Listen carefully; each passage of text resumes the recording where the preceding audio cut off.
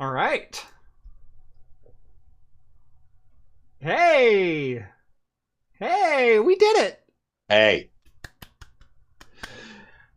sometimes when you're running a live show, you got technical difficulties. Let me just say, I am so excited for tonight in particular, and I will explain momentarily. But in the meantime, welcome to Talking Heads, everyone. Episode, I think it's 330. I didn't check last week, and I haven't checked yet this week. So we'll just go 330.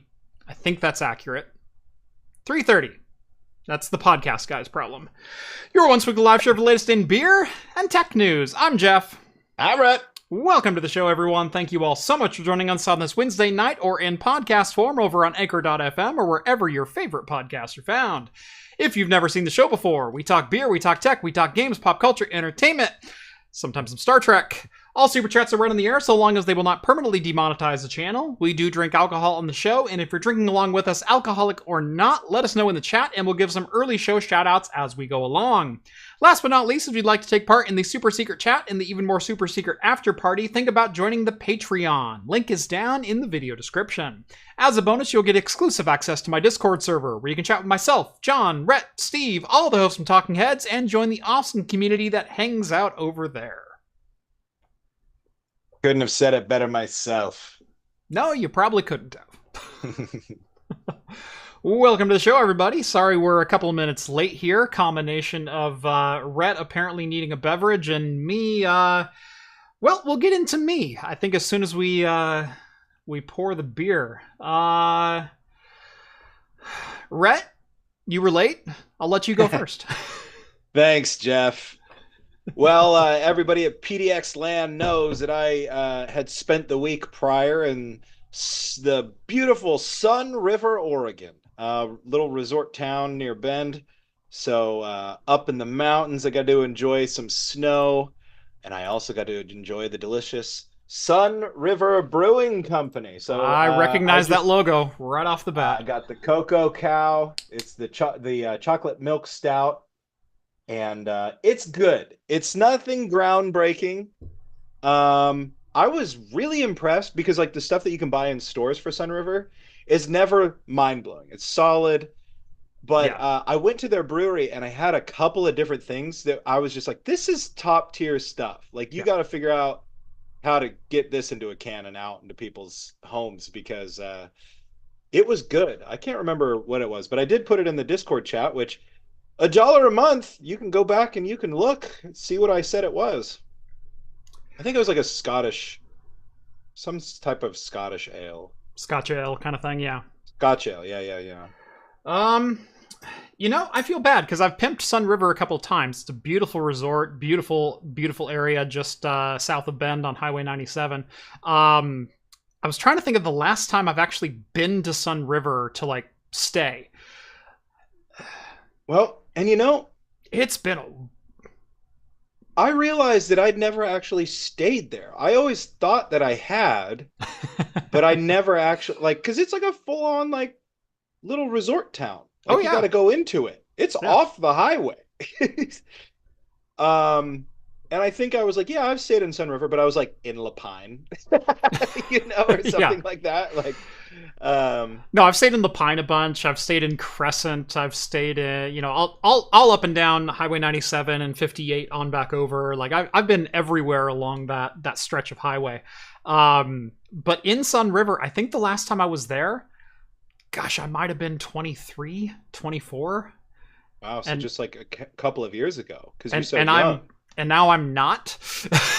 And so, yeah, no, I saw the logo and I went, oh, Sun River. Oh, that's right. He was there. Crap. When was the last time I was actually there? Yeah. Yeah, I looked out because my wife was doing a conference there. And so we got a house in the resort for the week. And I got to go enjoy the brewery. We tried some of the restaurants there. Got to hang out. And it's fun when it snowed, Yeah. It's like you don't get to be in Central Oregon all the time when it's snowing. I mean, that's when you should go, Yeah. Skiing weather, but. So, I have two beers that I have never tried before. And speaking of literally that neck of the woods, I love that you pulled out a Sun River brew. I've got a Wild Ride brew from Redmond, Oregon. Yeah. Literally just up the highway. Like they're the ones that same do that, distance the other side of Bend. They're on the north side, Sun River's on the south side. They're the ones that got a pretty good like peanut butter stout, don't they? Yeah, they've got the Nut Crusher. The Nut Crusher. Yeah, that's exactly right. Yeah. So this one is Tardy to the Party Pineapple Guava Sour. Nice. I bought it just for the can. I bought it just for the art on it. It is... A wizard is never tardy. That's right. 5.6%. Ooh, not bad at all. Yeah. Good little brew. Don't have a lot of light in here, but pretty decent color to it. Anyway, so what's the deal with the show? Why was I nervous? Well, I've been having off and on little hiccups with my streaming PC for maybe a year. It's been a while. Where I'll stand up and my monitor will just go black. Sometimes the computer will even just reboot, just randomly. And, but as it's the PC that I spend the majority of my time on, this is the computer that I run my channel on. That I'm on this PC 6 hours a day. It's the one right here on my streaming desk. I broadcast every show from it. I do a lot of work from this PC. You film videos from right in front of it? I film videos sitting right here. If I do any video capture, all of my benchmarks go into the capture card on this PC. This PC is the heart and soul of craft computing. This is what runs the channel. It's kind of an important piece of hardware. I got so fed up with it. I came and sat down yesterday morning. I came and sat down and opened up Chrome. It had rebooted the night before, so I was at the login screen and then nothing was on, and so it turns on and Discord and Zoom and all the applications start popping up. It's like, I really should fix that, and never mind. So I closed everything. I opened up Chrome and I had a script that I wanted to write, so I just started typing. I made it a paragraph in, and the PC goes and dies. Actually, it hard rebooted. But just like, I'm mid-sentence and it goes, I'm done. And I went, I'm done. So I walked around my desk. I yanked all the cables out of the back of it. I put it on the desk. I yanked the graphics card, the capture card, and my 100 gig network card. And I put it in the garage. I went, anything else? I didn't even take my storage with me. I went, any other PC is what I'm going to go with today. I don't care. I'm done with that PC. So I walked out to my garage. And today's stream brought to you by Minis Forum. No. No, because I needed something with a lot of PCI Express. Because that's true. Those 3 cards are an X16, an X16, and an X8. Like, there's no getting away with any consumer board. It's Threadripper, or at this point, it's Threadripper. All my Threadripper boards are kind of strewn across. I've got 3 different Threadripper boards right now, other than the one that I just built, my other main PC. But none of them were in a PC. And I looked over on the shelf, and by the way, this is very first world problem. I looked over on the shelf, and I remembered a video that I also shot last year where I reviewed the System 76 Nebula desktop. So they come out with a desktop PC that was based off their Thelio workstation case, and I built a PC in that case. And I had said at the time, I'm going to use this case and this system to test out daily driving Linux. And I did that video, and I set it on the shelf in my garage, and I hadn't touched it since. So I grabbed that PC, and I put in my RTX 4060 and my Blackmagic DeckLink Quad HDMI 4K 60 capture card that is 4 HDMI 4K 60 inputs at the same time. And my ConnectX 4 100 gig NIC. And I dropped him into that PC. And then I overnighted a dual USB-C PCI Express X1 card, because my webcam is USB-C and it requires a 5 gig connection. But this is an X99 motherboard. It's running a 2687W V4, 12-core CPU. I dropped 64 gigs of RAM into it. I dropped a single 1 terabyte NVMe, and I think I'm going to drop in two 1.92 SATAs into it. I had to get a cable, but that's neither here nor there. And I installed Zorin 17 Pro. And I sat out yesterday morning of converting to Linux and going hard. And when I say going hard, this stream tonight is on Linux. I'm on OBS on Linux, and all of my HDMI inputs work, my sound capture works, my microphone works. You're hearing Rett, which is captured through the output device. It all works. I installed the usual things, Discord, Chrome, you know. Yesterday's video, I had to edit a video yesterday. So I installed DaVinci Resolve, and I sat down and I ground through, brute forcing my way through learning DaVinci Resolve. It was a long day. But that video is edited. That video is published. 100% on Linux. Wow. All the video capture for that video as well, I also did through the Blacklink or through the DeckLink capture card on this Linux PC. That video was 100% published on Linux, and today's stream is 100% published on Linux. You're making a lot of people really happy. Yes. OBS via Flatpak. No. The Flatpak version of OBS does not work with the DeckLink capture card from Blackmagic, and that is crucial to my workflow. And so I did have to do the Debian version of it. So added the Debian distro of it. It's not Flatpak, but I got it through apt anyway. Installed it, installed the DeckLink software, installed NVIDIA proprietary drivers. And other than, I've had one minor issue, and it has to do with DaVinci Resolve, and it has to do with a DaVinci Resolve cost-cutting measure in which DaVinci Resolve for Linux cannot read AAC encoded audio. So if you encode something with AAC audio, it won't play back in DaVinci Resolve. You have to cross or transcode that video file. So all of my graphics, my introductions, I had to rip the audio out of it and inject a WAV file into it. Classic. And from now on, I'll just have to record in PCM, but that's easy enough to do. Other than that, I've been working on Linux for 2 straight days. Wow. I finally did it.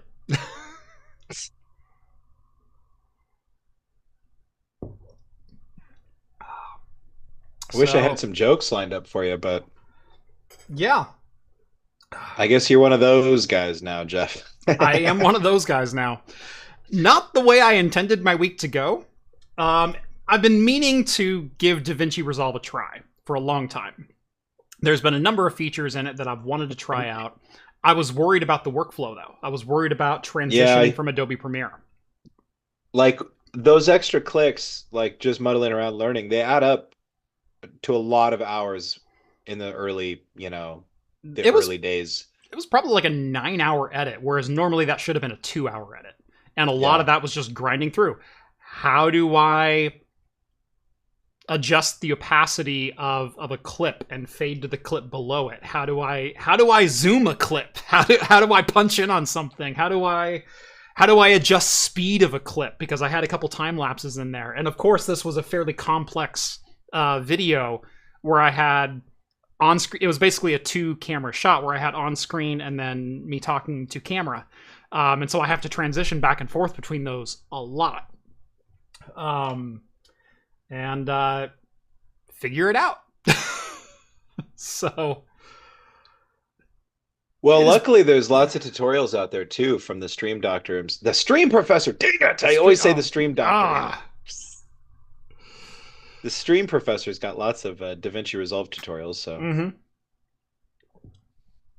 yeah, no, I had to learn a couple specific things for my workflow yesterday. Luckily, I found like literally a couple like 2-minute tutorials where they're like, you want to do this? Click here, go here, here's your slider, done. And I went, thank you. I brought up one tutorial I don't even remember what it was for. It was something. Oh, it was how to configure a preset, because a lot of and apparently this is a feature that's missing from Resolve. But I can't tell you how annoying it was. When you see a lot of these video editing channels, you know, hey, we make flashy videos and things like that. When they try to make their tutorial videos flashy. Hey, you're trying to learn this. What's up, everyone? Welcome back to the channel. Thank you all so much. So this morning I went out and got my coffee. No offense to Peter McKinnon. I freaking love Peter McKinnon. But he also has 2 Minute Tuesday. This was not a 2 Minute Tuesday. This was not Peter McKinnon. But I don't need a 9-minute vlog, you know. It's like trying to get the recipe. It's trying to get the recipe. It's trying to get a cocktail. Well, you know, in the Swedish countryside. Yeah. My grandmother used to say. Yeah. Yeah. So, long story short, I'm on Zorin. I'm on a Debian Ubuntu-based version of Linux. Novella. Epos Vox, sponsored by Sunkist Soda. Yes. We've been trying to get him sponsored by Sunkist for years. Hopefully one of these days he'll get it. Talk about clean tutorials. I still rewatch the TrueNAS ZFS share setup from Craft Computing because it is so quick and clean. Thank you. I appreciate that. I put a lot of work into my tutorials where even a lot of my super in-depth stuff, I don't tend to do a lot of hyperbole. I don't tend to get into stories. It is literally click here, then click here, then click here. Because there's some people that need to know that, and you can't skip a step. Oh, also in this 9-minute tutorial video that I clicked on that should have been like literally a minute and a half, we get 7 minutes into the video, and he goes, so hit this, go over to this tab and click on this button and then drop your slider over here. It's like, where are you at? Give me time to click. Give me time to find that button with my mouse. If I'm asking you where the button is at, show me where the button is at. Don't just tell me to click on the button that I have no idea where it's at. Like, there's some basic... I feel like I've been wading through some bad tutorials lately too, but for the life of me, I cannot remember for what. Yeah. Like, they're just bad. My favorite is when you get the guy who, like, clearly it's like English is like his third or fourth language, and that's not a slight. Like, I'm saying, like, this guy's in his third or fourth language, and he's like, clearly a lot of English speakers need to know this information, and he makes like a 90-second. You get this a lot with like car videos, I noticed, where it's like somebody's just literally holds up their phone, makes a 30-second thing like, you know, a lot of people have been asking me where I can find this thing, and well, it's right here, and it's the same in all these different car models. Just do this thing right here. There you go. You're done. You know, move on. Yeah. Same thing with computer videos of people whose English is not their first language. They're like, I see a lot of people need this. Here it is. Bye. Yeah. I mean, it's the essence of why I started my channel, but now I make 20-minute videos, so I can't really speak too much to that. Yeah, multicam works great in Resolve. Yeah, and I'm hoping to do more multicam shoots. I'm actually hoping to kind of expand how I shoot and where I shoot and how I stand in my office. And a lot of that is laying groundwork for when the studio finally gets built, which it is still getting built. Every time I'm about ready to go out for a permit, there's something that stops me. This time it's just happenstance of money. It's also tax season, so I kind of got kicked in the nuts, as I tend to do this time of year. But a lot of fun stuff coming up. A lot of things hopefully will be for sale very soon. If you watched the show last week, and hopefully that'll pay for the studio in spades. So yeah, all the donation money is still sitting there, but the donation money covers the foundation and the floor. It doesn't put up walls, and it certainly doesn't furnish it or put electrical in it. So, it's been a slow 6 months or so on the channel. 8 months. Things are starting to look up again, though. So there's the shop talk for the night. We got a super chat.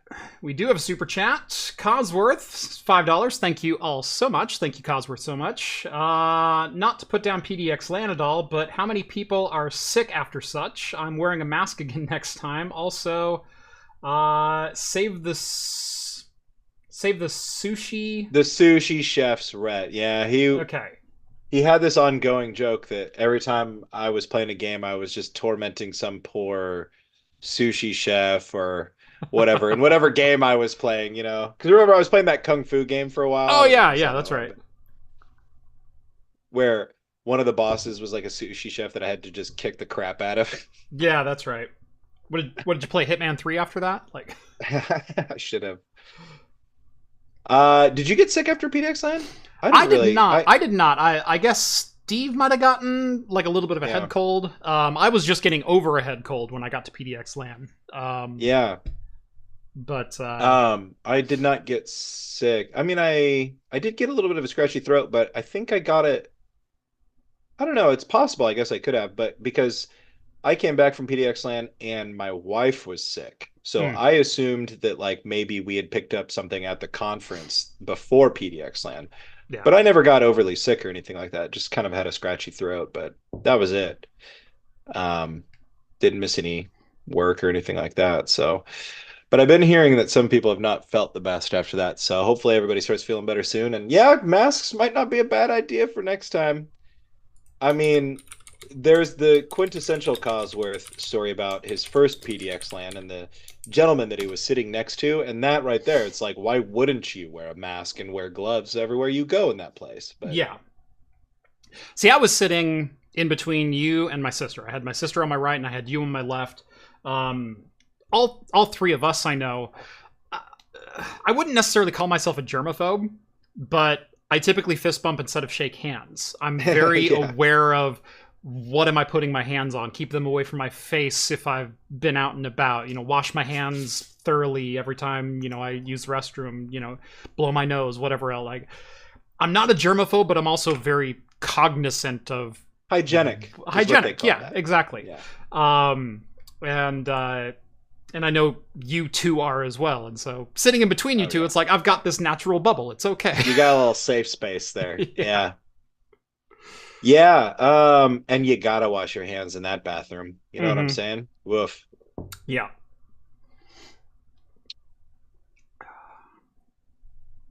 Got another super chat here. Terror Pup sends over $10. Thank you so much. Craft, having a similar day. I'm trying to do a 30-day challenge to only use an RK3588 board, only troubleshooting. I will give you twice I usually give because I feel your pain. Well, thank you so much. Yeah, I haven't done the full, you know, can I use a Raspberry Pi 400 for a week? I will never partake of that challenge. There's a realistic expectation of what I need to get my job done. And what I need to get my job done is a stack of servers in the garage and a workstation under my feet. However, you notice I didn't go for my 16 or 24 core Threadripper chips that I have out in my garage. I have a 2950 and a 2970WX out in my garage with motherboards ready to rock. Those would have been easy to drag and drop and put into a system.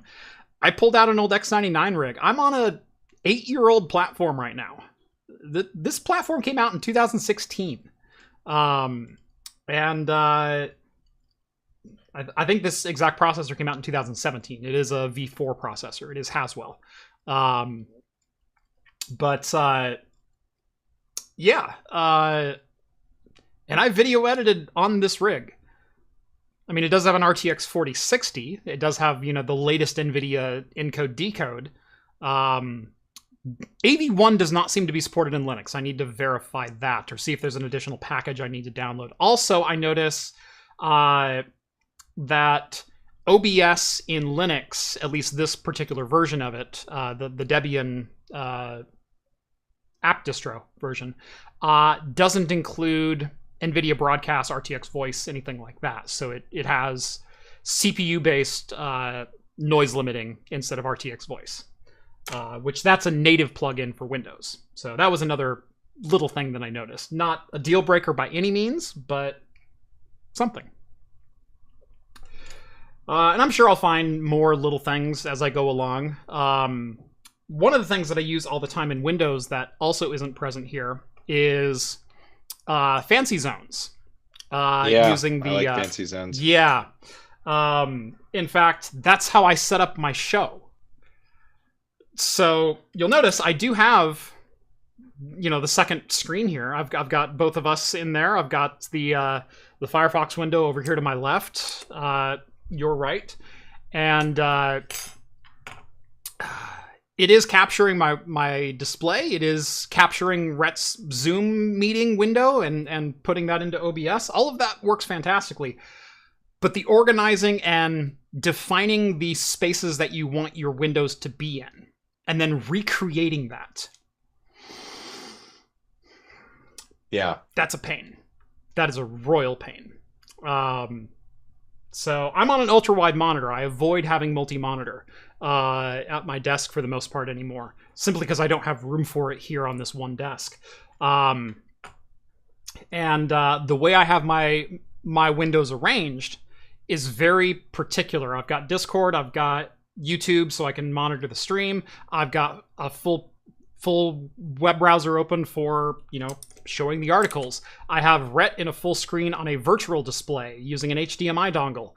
And that's capturing. So you're getting a full 1080p fully encoded stream of that.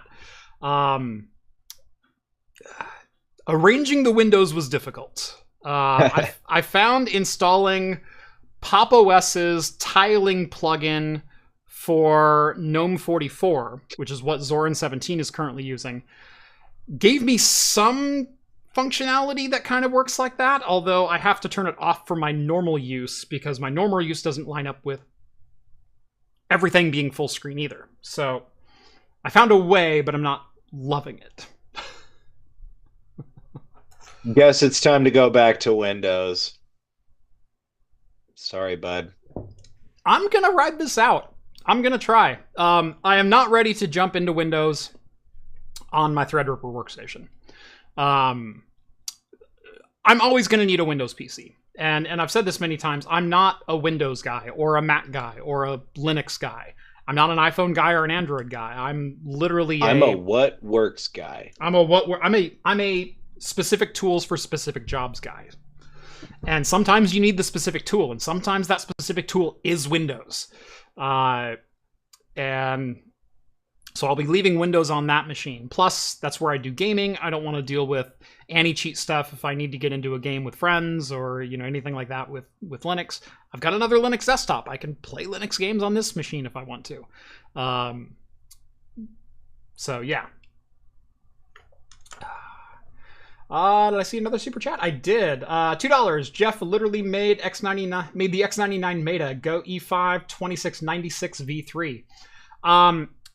I went with the 2687W V4 mainly because I have almost every single Xeon CPU ever made, and so I can just take my pick. But the 2687W V4, it's a 12-core 24-thread, 165 watt.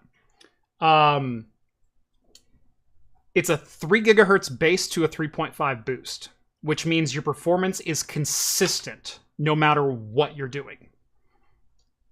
I don't need top flight performance, but what I want is expected performance. I don't want to load this thing up and all of a sudden drop to 2.3 gigahertz because that's the all-core turbo, or 2.4. But a single thread can hit 3.8. But if I start up a Chrome browser and I open a YouTube video, then it drops my all-core down to 2.7. I want consistent performance. 3 gigahertz base, 3.5 turbo. V4, it's the fastest architecture you can get on this platform, and that's perfect.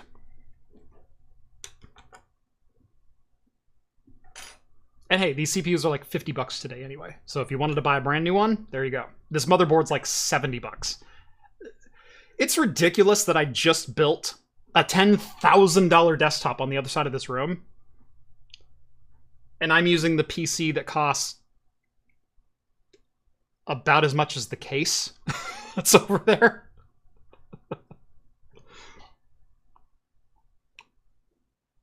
I've got a $50 CPU, a $70 motherboard. I've got $100 in DDR4. I've got 64 gigs of DDR4. I do have an RTX 4060, so that, $299. If you don't count my 100 gig network card and the capture card, that's kind of cheating if you go like budget wise. But I've got a Gen 3 NVMe, 1 terabyte, nothing terribly special. 650 watt power supply. Like it's not this exceedingly exorbitant system. It's just a box. But that box edited yesterday's video masterfully. I wouldn't imagine doing my video edit on Premiere on the system anymore. Well, I mean, you just came from an X79 rig, so yeah. Yep. Have you had to do any video editing on your new Threadripper yet? Not yet. I had some light video editing work that I was gonna do. It had to be done that night, and I pulled up all my footage, and I realized I never freaking installed Premiere. So I was like, So I have this other program that I often use in my field, which has really basic functionality. It lets you drop all your clips in, and then you can essentially I don't know, I think it's called like split functionality. It basically, you can just scrub through a given clip and then split it in half wherever your timestamp is. Yeah. And then so that way you can delete excess clips, and then you're left with whatever. Some janky program, but I got the job done. But I was thinking to myself, I was like, I could have had this done on Premiere already, but I'm sitting here having to like mess with this thing.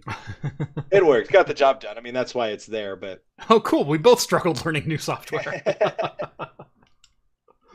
Well, mine is not a what do you call that? Not what do they call it? Resolve and Premiere? Not like non-linear video editors. Non-linear. Yeah, so this is NLEs. Yeah. So this is a linear video editor, essentially, is what it was. Yeah. So much more of a pain in the ass. Yeah. Non-linear is what I was trying to think of. Yeah.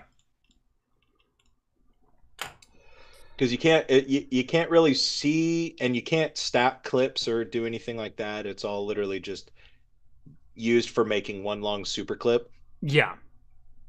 But it worked. So yeah, I got Premiere up and running now. Like, not gonna run into that again. Yep. Yeah, I will say I did buy DaVinci Resolve. I've owned DaVinci Resolve, the pro or the studio version, for a couple of years, because a couple of years ago I wanted to transition over to it. Like, we talked about it. Yeah. Transitioning to DaVinci. I finally watched a couple of clips from the 19 beta, and I went, I'm just going to learn it. I'm going to figure it out. I'm just going to cold turkey. I'm going to go into it. It's going to be brutal for a couple of weeks while I'm getting my workflow down again. I'm just going to learn it. Have you seen the music remix tool in the 19 beta? No. So you know how we have backing tracks in quite a few craft computing songs or videos. We've got the smooth jazz or whatever else. This guy made a YouTube video. It's like a 3-minute video, and he goes, "This is going to change everything because it's an AI assisted backing track editor." And he goes, "I want background music in the song. I'm going to drag in this clip." And it's this like funk chart. It's got vocals and bass and guitar and saxophone and drums and whatnot, like a whole range of instruments. And he plugs it in and he goes, "I'm going to hit remix." And it waits like a minute. And then he goes, "Okay." And then you have checkboxes for each voice. Oh, wow. To like drop them or add them? Drop them or add them or solo them or whatever else. So he goes, "I just want drums right now. How about just drums?" And it kills everything else. And all you hear, and then he goes, "How about just the bass line?"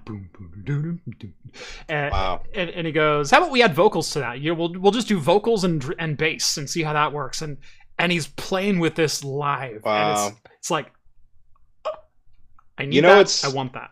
You know what's kind of crazy? Audacity has the same functionality now in their latest.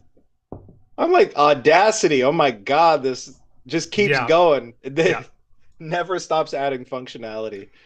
I'm not sure quite how good it is because I've been using the same fork of Audacity for years at this point. But I was watching some videos on it and I was like, well, okay, I guess the Russians can take my data, maybe. I'll jump back. I'm coming home. The other thing that I've been wanting to give a try, I've been talking about this on my YouTube Discord, is the live transcribe and annotation feature. Right. To use it as an editing tool. So Premiere added this a couple of versions ago, and I will say it's just hot garbage. So basically, you can click on a video clip, and you can say annotate this clip. So voice to text, and it will, just like your home assistants, will transcribe what you're saying. And it'll give you a timeline of where you said that thing. In Premiere, it doesn't bother adding punctuation or keeping your sentences together or anything like that. And it's really not all that powerful in how you can use it, because it'll go, oh, I found this section of text, and it's literally the middle 2/3 of a paragraph with sentences cut off on both ends. And you can't automatically make cuts that way, and it never cut in the right spot. It always cut in 2 words into my sentence and then dropped me a word early, and it was like, it's just more pain than it's worth. The Resolve tool, I clicked on it. I got individual sentences all the way through. It also highlighted my my silences, so you could just remove silences right from the word go. It had punctuation, it had sentence breaks. If it knew I stopped in the middle of a sentence, it would put an ellipsis after it. And so you knew if I made a mistake, I could just delete that one without even reading it. And so wait, can you delete it like right from the text? Oh my God, that is amazing. I love that. I'm not done yet. Okay. Oh no. You can highlight a sentence and it'll show you exactly it'll play out the words for you as it's playing on screen. If you did like 3 takes of a sentence, you can go, I like the second one, so you can highlight that one and go keep it. If you're doing something in the background, it'll put in parentheses metal clanging, liquid pouring, footsteps. Wow. So there are some times that I'm doing something on screen and it's like, I'll set, like in this video, I set down a cooler hard and it actually broke up my sentence and then it said metal clanging to emphasize that I had done something on camera.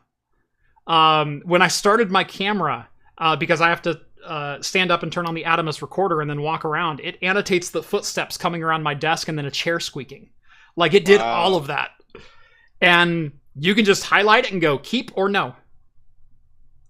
And so 95% of the talking head clips in yesterday's video were automatic.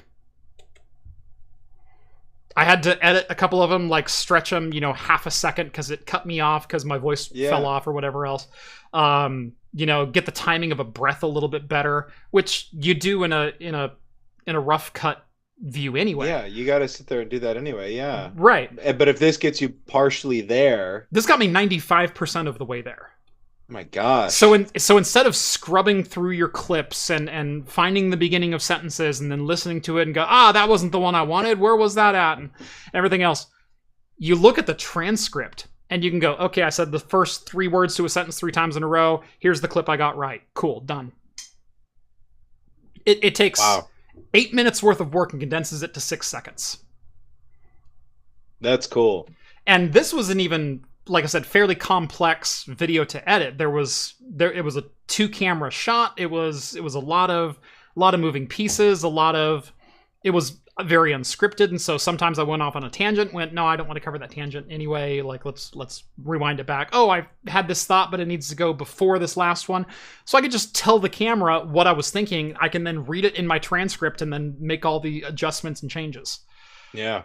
So wow. One automatic pass, I was 95% of the way there. The other 8.5 hours were spent figuring out Resolve. Yeah, you gotta do that. But that's time that it pays exponentially. It pays dividends. That's crazy. I've been doing something similar for podcast editing lately, where I record the actual podcast tracks, but then I have my phone going with the Google Record app going, because its transcription ability is really powerful. Yeah. And then what I do is when I'm editing the podcast, I get all my podcast tracks up here. Then I overlay my phone track beneath it. And anytime I need to, I can jump to a portion in the transcript like you were talking about by searching. So if I remember something that was said, like I'll do this in the podcast now, where I'm going and I go, oh, I'll just cut that. So I'll search for, oh, I'll just cut that. And then boom, there it is right there. I can find it really easily. So it just lets me add a search functionality to my recordings. I have the extra step of like having my phone and like having to port the phone recording to my workflow and layering it in there. But then it does that little bit of extra thing. I can't use the phone recording because it's garbage, but the transcript feature just lets me scrub my data. It's kind of nice. Yeah, no, my second video for this week is going to be 100% scripted. I am so looking forward to editing this video. Yeah. Yeah. Oh, man, that's cool. That's really cool. That's powerful. That is a really powerful piece of functionality. It was searchable. I didn't do it this time. I probably will start doing this, though, is when you transcribe it, number one, it is incredibly accurate. It got some technical nomenclature I wouldn't have expected it to get. But it also generates a timed closed captioning file for you, which you can also then upload to YouTube. Nice. In theory, I could also have Google translate that for me and upload multiple languages. Whereas with Adobe, it has a transcribe feature, but like I said, Adobe's is hot garbage by comparison. It's not something that was reliable. It's not something I ever... I tried it on, I think, 3 different videos trying to increase the speed of my cuts and whatnot. My average video films, I have about 1 hour of film time, and it ends up being usually about 18 minutes, maybe 20 minutes of usable footage. And so 40 minutes gets dropped on the cutting room floor. That's 40 minutes of text that I don't need. If I had a tool that could automatically transcribe exactly word for word what I say, and then upload it to an AI translate app, and then just make minor corrections to, brand names or something like that, I could start transcribing all of my videos, in other languages in AI without using, YouTube's crappy version of it. Yeah. Wow. That's crazy. No news? We'll get to the news. This is news, damn it. This is the news. I'm running Linux for your enjoyment, okay? Today's show is on Linux. Come on, Terrapup. Grab a beer, lean back. Let the sensual sound of our AI-generated voice soothe you into the lull of deep sleep. Because the beauty is that Jeff and I aren't actually here. We're this is all AI generated. You're watching AI right now, right? Yeah, it's very impressive what they're doing. Invest in Dogecoin. I've got some bored apes. Anybody want in? Anyway, go ahead. Yeah. Jeff, did you take a look at the Trimui Smart Pro yet? It's an amazing handheld for $55 and can emulate PSP really well. Haven't looked at that one. I've thought about maybe on the second channel, which I do have, which I haven't put anything on for over a year. Trying to look at some different things to do on a second channel. My problem is right now, I haven't had a lot of time to devote to anything outside of my 2 videos per week. 2 videos plus the live show. I'm hoping more time comes soon, or more available time comes soon, but the last 2 years has been rough. Been rough for a number of reasons. But I would love to be able to do more content. Unfortunately, I don't think bespoke Linux handhelds are going to do very well on the main channel. The main channel is about home lab, gaming, PC builds, tutorials. Like that's... And unfortunately, if I do anything outside of that, like an e-bike review. Don't mention the e-bike review. Hey, the e-bike such a review great was video. Great. It was such a great video. How many views? Not that many. I think 8,000 as of today. Like, yeah, I was gonna say 9. Might even be 6. Yeah. It was such a great, well-filmed video. I remember watching that, I was like, this guy did all this by himself. What the hell? Yeah. No, this film is so good. A couple of people didn't realize I lived in Salem. I met one guy earlier, or middle of last week, and he goes, I knew you were in the Pacific Northwest, and then I saw your e-bike review, and I went, wow, you and like 6 other people. And he goes, yeah, but I'm looking at it, and I'm like, it's downtown. Like, what the hell is he doing in Salem? There's the Peter Courtney Bridge. Yeah. So, yeah. I'd love to do some more stuff. I'm hoping to get some more time, and who knows, maybe with a streamlined editing process, instead of spending 4 hours on a video edit, I can spend an hour on a video edit, especially some of the simpler ones, the 2-camera pre-scripted minimal B-roll kind of things.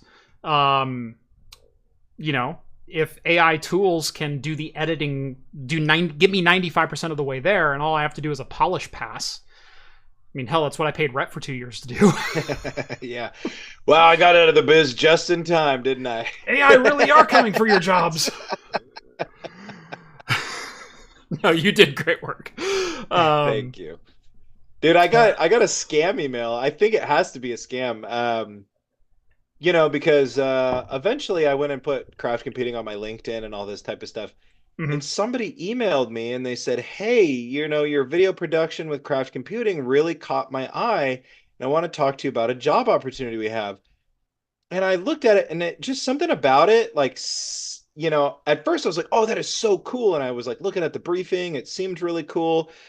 But then I sat with it and it really set my alarm bells off. And I looked at it a little bit more closely and I was like, looked into the company and I was like, why are they emailing me from this domain and blah, blah, blah, blah, blah. And eventually what I settled on was emailing that person, but from their like public facing account that I could find on their website. Yeah. Like, hey, did you email me? If not, there's somebody posing as you out there. Yeah. And they were like, yeah, no, we're not hiring we don't have a position like that. And I was like, dang it. Ego deflated. Yeah, a little bit. But I was like, that's the only thing I can guess is that they must have pulled it from LinkedIn because they were like, yeah, we loved your work on craft computing. Yeah. I was like, hell yeah, thanks, bro. That's cool. I mean, that sucks, but that's cool. Yeah, felt really good there for a little bit. Yeah. Anyway, thank you all in chat for Mr. John says I enjoyed the e-bike review. Thank you. That was a fun one to do. Like I said, it was a little outside the wheelhouse, but of all my YouTube friends, I'm the adrenaline junkie. Like I grew up doing motorsports. I grew up doing 70 miles an hour on motorcycles on surfaces that should never be driven at more than 10 miles an hour. Like that's just how I grew up. I was on quads and motorcycles since age 5. Whereas, Zach Friedman did an e-bike review and he goes, it's 20 miles an hour, it's too fast. I'm like, oh, come on. That was probably a gag. I'm sure it was in some regards. But never once on any vehicle have I gone 20 miles an hour and gone, yeah, that's enough. I know. That's what got me into motorcycles. Uh-huh. I was just like, wow, that's as fast as this thing can go. I need more. I've had a couple of different dirt bikes. I still have one. I'm actually needing to sell it because I never get out anymore. My kids aren't into motorsports at all. The most I'll ever get is maybe once a year, and it's not having it for that. Not worth having it for that. But I was taking my little 250 4-stroke down a Forest Service road. And the gravel they used to lay this road is basically non-compactable. It's quarry gravel. And so if you've never ridden on this with like all-terrain tires, it's literally like riding on water. Where you're just constantly... The only reason you're upright is because you are heading in a direction and 80% of your velocity is within center. It has nothing to do with... If I was going 40, I would fall over on the surface. And so I'm buzzing over this at 65 or 70 miles an hour. And the whole time I'm thinking, I need to go faster. I need to go faster. And I then look down at my speedo and realize I'm going that fast. And I, in that moment, in that instant, said, I'm never going to get my motorcycle endorsement. I won't do it. Because you'd be peeling me off a guardrail at some point in my life. I'm just not going to do it. I enjoy motorsports. I enjoy going out and riding. I've got a couple different bicycles. I've got an e-bike. I've got an electric scooter that goes bloody hell faster than it should. I've got enough toys, and they're fun.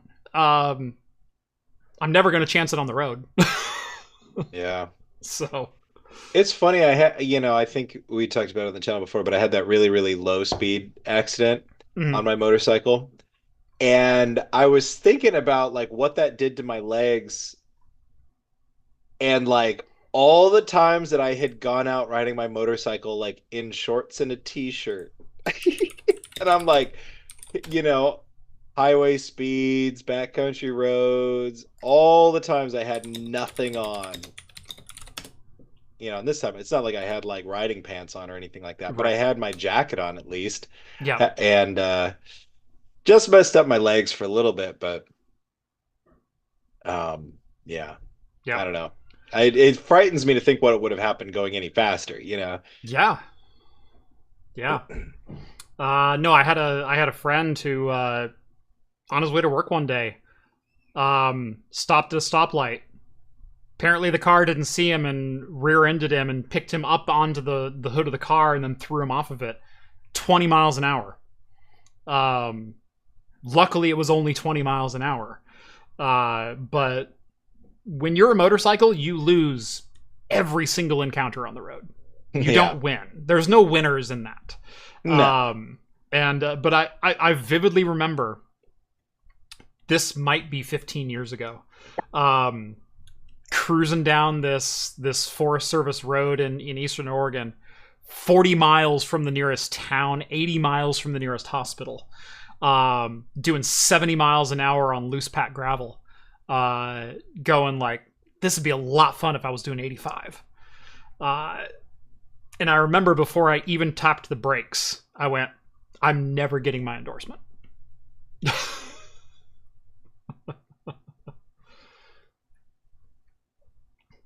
Yeah, Nissan Leaf will be any conventional cars 0 to 60. Somebody who's messing with, they're talking crap here. You were too. It'll go 37. I'll fight everybody. Nissan Leaf is a solid vehicle. I do like it. It is so good, man. I'm a little sad. I'm cleaning it up to get it sold. And I'm like, end of an era. Somebody else will get to enjoy it. Yep. Personally, I really want it to go to like a teenager. It's like the perfect like around town car for a teenager. You know, Absolutely. We'll see. If it was a V2, I would actually consider purchasing it from you because there's a company that makes an independent motor controller for the V2s. So you can add, aftermarket batteries and tweak your settings, and there's no control for a V1 and you have a V1. So yeah. Rett and his 40-mile range. It's not bad for a decade-old battery. Yeah. I'm keeping that out of a landfill. Yep. I had to go 60 miles per hour first. Hey, went 60 miles per hour every day. Yep.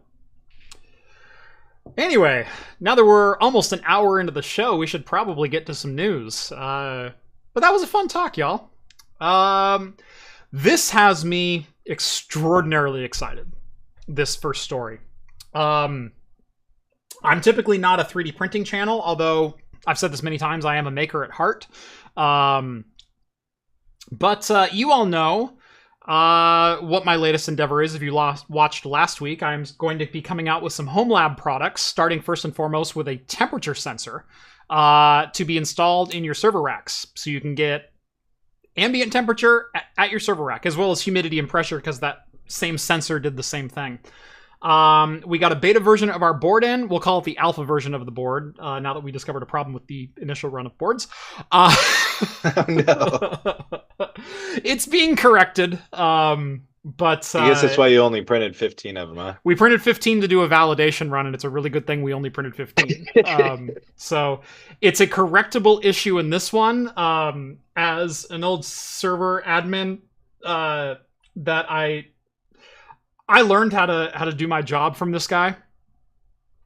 He goes, in the 90s, it was really funny because there was no such thing as RMAing a dead server motherboard or sending something away or waiting for parts.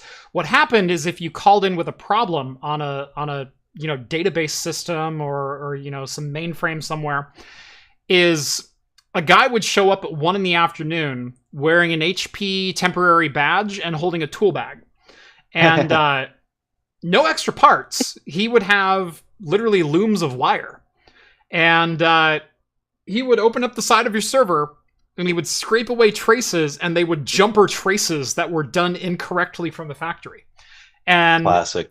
My favorite anecdote is one of these times we opened this HP server, had to have been from 2001, 2002 maybe. And he opens it up, and there's like 4 sets of jumper wires on it. And he goes, you have revision C, I see.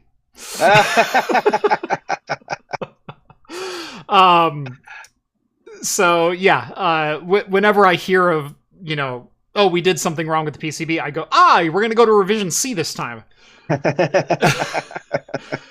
Anywho. What happened to revision B? We already failed that one at another place. Right. We're going right to revision C. Right. You don't want to know what happened to revision B. Anyway, we're getting it corrected. We already know what's wrong. We're just trying to validate that nothing else is wrong. And then we'll order another quick validation run. And then hopefully we're going to open this up for pre-sale for our beta board. Our beta board is going to be the Raspberry Pi Pico dev board on a custom PCB. We're going to use the funding from that to develop 2 independent SKUs. One that is Wi-Fi based with USB-C power, and another one that is USB-C power or Ethernet with PoE. And I'm hoping to start deliveries by the end of the year. So we will definitely be taking orders this year. But yeah, Q4 for delivery. That's what we're doing. That's what we're doing. This really cool product has me extraordinarily excited, though. So Micronics, a brand new 3D printing company, is doing the thing that I've been asking a 3D printing company to do for the last 10 years, and that is bringing SLS, selective layer sintering, to the desktop market. $3,000 for a 3D printer. Now, what is SLS? Well, if you're familiar with my merch store, hashtag craftcomputing.store, I've got pint glasses that are laser engraved out in my garage. I've got whiskey stones and rocks glasses and bottle openers and all kinds of drinking accessories that I literally make out in my garage. Guess what it's done with? It's done with a galvo laser. I have a fiber laser and I have a CO2 laser, both of which are galvo driven. Do you know what drives an SLS machine? A galvo laser. I'm very familiar with this technology. It has been something I've wanted for a long time. Basically, instead of extruding molten plastic onto a build plate, you lay out 50 micron thick powder. So individual particulate that's 50 micron in size. You lay that out in a 50 micron layer. And then you use a galvo laser to melt that layer. You then spread a full new layer of material down, and you sinter that layer. You get 50 micron resolution, and you don't have to use any supports because the powder supports the material as you're building it. What you're left with is literally a perfect part made with just about any material you want. In 90% of cases, they end up using nylon 11 or nylon 12. Incredibly strong parts. You can also get glass filled. You can get carbon fiber filled. You can do some of the more expensive machines will do stainless steel powder. Yeah, you can make metal parts off a laser sintering machine. It's freaking crazy. That's cool. Why does this intrigue me? $3,000 machine. You can produce as many parts as you want stacked up on top of each other in nylon. This machine would pay for itself in 2 batches of cases and I wouldn't have to pay injection molded pricing. I wouldn't have to pay $20,000 in tooling to get injection molding done. I could produce nylon 3D printed cases in my garage. Micronics, if you're listening, I need you to call me. Everybody, we need to work together. Get on the horn. We need to do something together. Find the Micronics contact me section. Everybody watching, contact them. Yeah. Say, oh my God, your product would be perfect at Craft Computing. Sorry, selective laser sintering. You are correct. My brain lost the plot on the adjective, so I just made one up on the fly. Yeah, selective laser sintering. What did you say it was? I said selective layer sintering. Oh, I just heard laser. But... Yeah, no, but it is with a laser. Most of these printers, most SLS printers, start at $10,000. A moderately well-equipped one is like $18,000. A full commercial one is $500,000. So does this one just suck then, or what? No. This one has the same 50 micron layer dense or layer infill that you can do with it. They developed their own in-house galvo for the laser system. And it uses basically any powder that you could buy for any other selective laser sinterer. They also have it's very, very small and compact because your reservoir to hold the powder is the same as your build plate, is the same as your build chamber. So basically what you do is you fill up the entire canister with powder and you put it into this machine. It then uses an auger to take powder from the bottom of the canister and put it onto the top with the build plate that will automatically layer down. And so you lay a layer of powder down and you center the top layer. It then augers powder from the bottom, lowering the top of the volume, lowers the build plate, and then lays the new powder on top. And so as you're building, it's replenishing itself with its own supply. Versus other systems, you have to load in a hopper and then load that into a build container. This is going to drastically cut down on waste. It's going to drastically improve the amount of time that you need to do post-processing on the part. So basically, once you've built the part inside the powder, you put it into a sifter, and you sift all the loose powder off of it. You then typically will need to basically media blast or sandblast the parts to get rid of any loose particulate that's on them.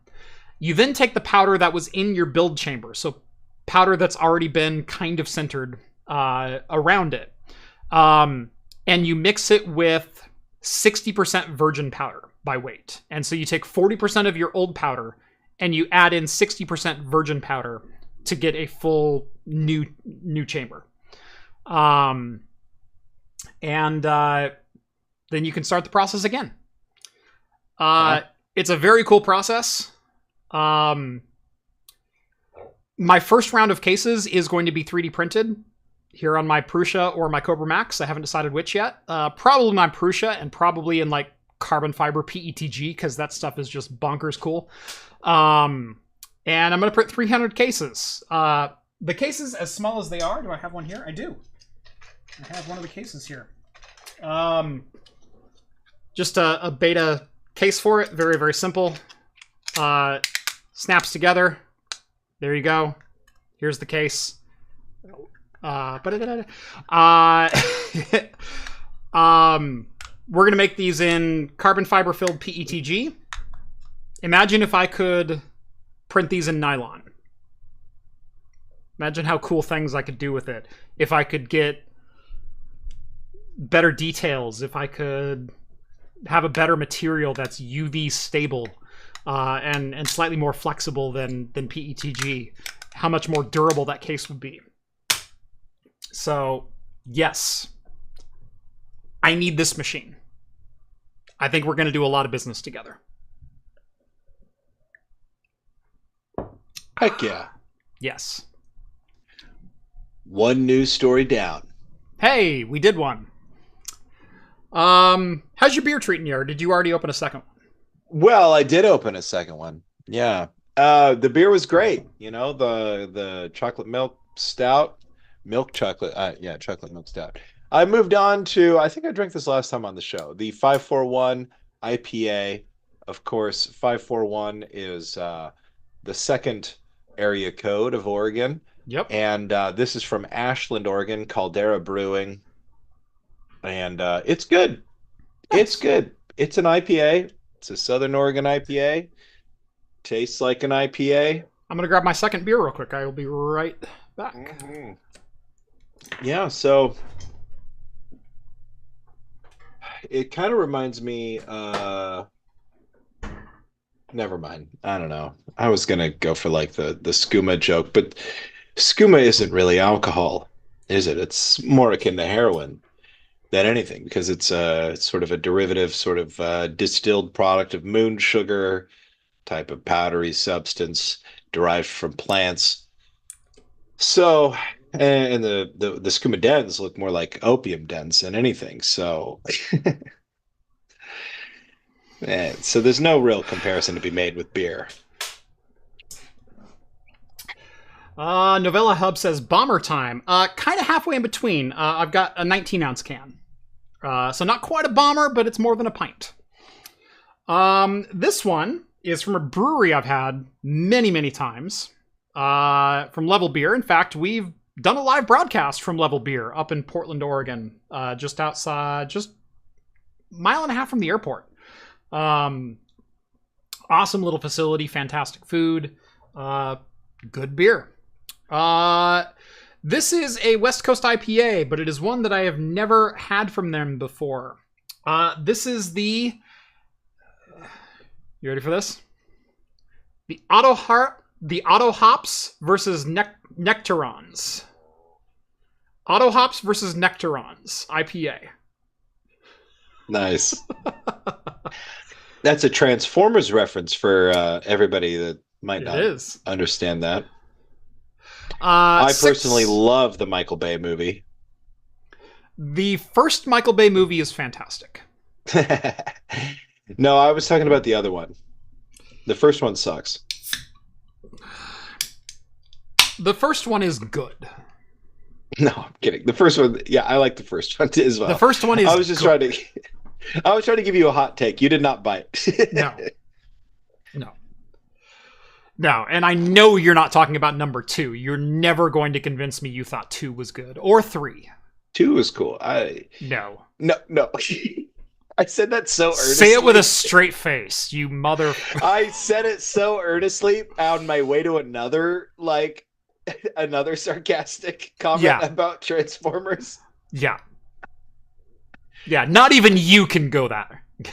Remember how, like, Michael Bay spent, like, I don't know, 20 minutes, like, justifying a weird, like, grooming thing with, like... What movie was that one? I can't remember. They all run together. Or how the Megan Fox leaning over a motorcycle was cinematically integral to her character. And then he just killed her off in the next... Can you tell me what was more important in that moment for cinematography, Jeff? Cinematography-wise, I guess she was the object of the shot. She was the subject matter in nature, but was it necessary for her character development or necessary for the plot development? I guess it was for the plot, but, you know.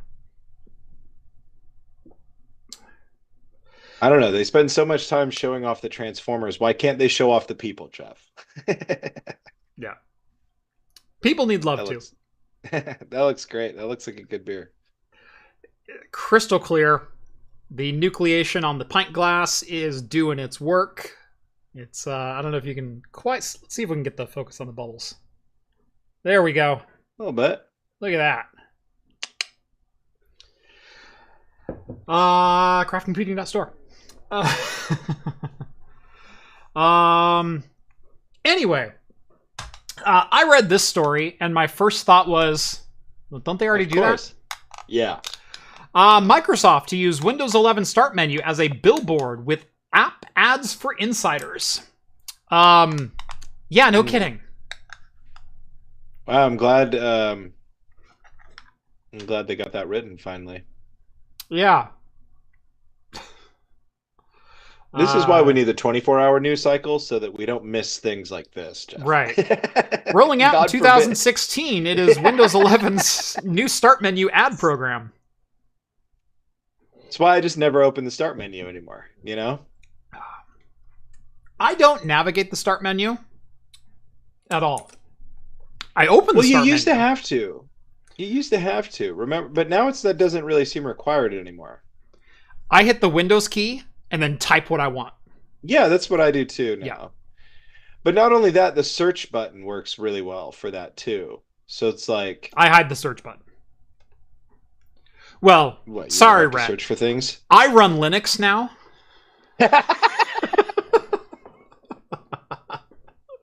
Okay, but you're aware of machines that run Windows, right? And on this machine... The search bar, what's that? That's the total Pulp Fiction moment. He's like, oh, I did a pilot. Pilot, what's that? Well, it's like a show. Or what does he say? It's like... Well, you know, on TV, we have these things called TV shows. Yeah. And on those TV shows, the way they make TV shows, they first make a pilot. Yeah, I butchered my own reference. Royale with cheese. Yeah. What a great film. Oh, speaking of that film, actually, I have a fun new wallet design coming out, hopefully next week. There is one floating around because I believe it was Malbeth over in the Discord. I said I was doing wallets, and I had some funny HTTP or HTML error codes on them. So 404, money not found. 429, needs authorization. Insufficient funds. Basically, any HTML code lines up with a reason your card would be declined, and it's just hilarious. Funny. And so I have a whole bunch of HTML wallet codes that you can print out on minimalist wallets. He wanted a Samuel L. Jackson one. Can't say what it is, but the abbreviation the abbreviation is BMF. Mine says BMF on it. For some reason, whenever I hear that, my geek brain goes IT crowd with Moss. And Moss, when he does the Scared Straight skit where he gets arrested for shoplifting or something like that, and then he's coming at these kids and he goes, "You think this is a flippin' game? I'm a mother flipper and I'll beat a mother flipper." So I don't hear BMF, I hear bad mother flipper. So, with the Pulp Fiction font, I have a bad mother flipper wallet coming out. Nice. That's cool. I like that. That's a good one. It's the one that says bad mother flipper. It's the one that says bad mother flipper. Go on. Take the money. It's yours. Keep it. Yeah. Do you read the Bible, Brett? We're just a couple of Fonzies here. And what's Fonzie like? Cool. Say be cool, man. My wife hates it when I say that. She hates Pulp Fiction anyway. Yeah. It's more of a boy movie. It's really a boy movie. movie. I mean, I know lots of people who love that movie. You know. Sure, we all do. But I'm just saying, like, it's kind of like a boys movie. You know. She hates the movies that are that style, that are the 9 different storylines that have 20 different characters, and eventually they all just kind of do this and start weaving. Okay. She hates that form of storytelling. So does she like any Quentin Tarantino movie? No. Yeah. The other one that she hates is Burn After Reading. The one with... I love that movie. Yeah, that's a great one. With Brad Pitt and George Clooney and J.K. Simmons. She hates that because that one does the exact same thing that Pulp Fiction does. It tells 7 different, completely separate storylines that has one character from each storyline meet other characters from other storylines and then just starts weaving its way through.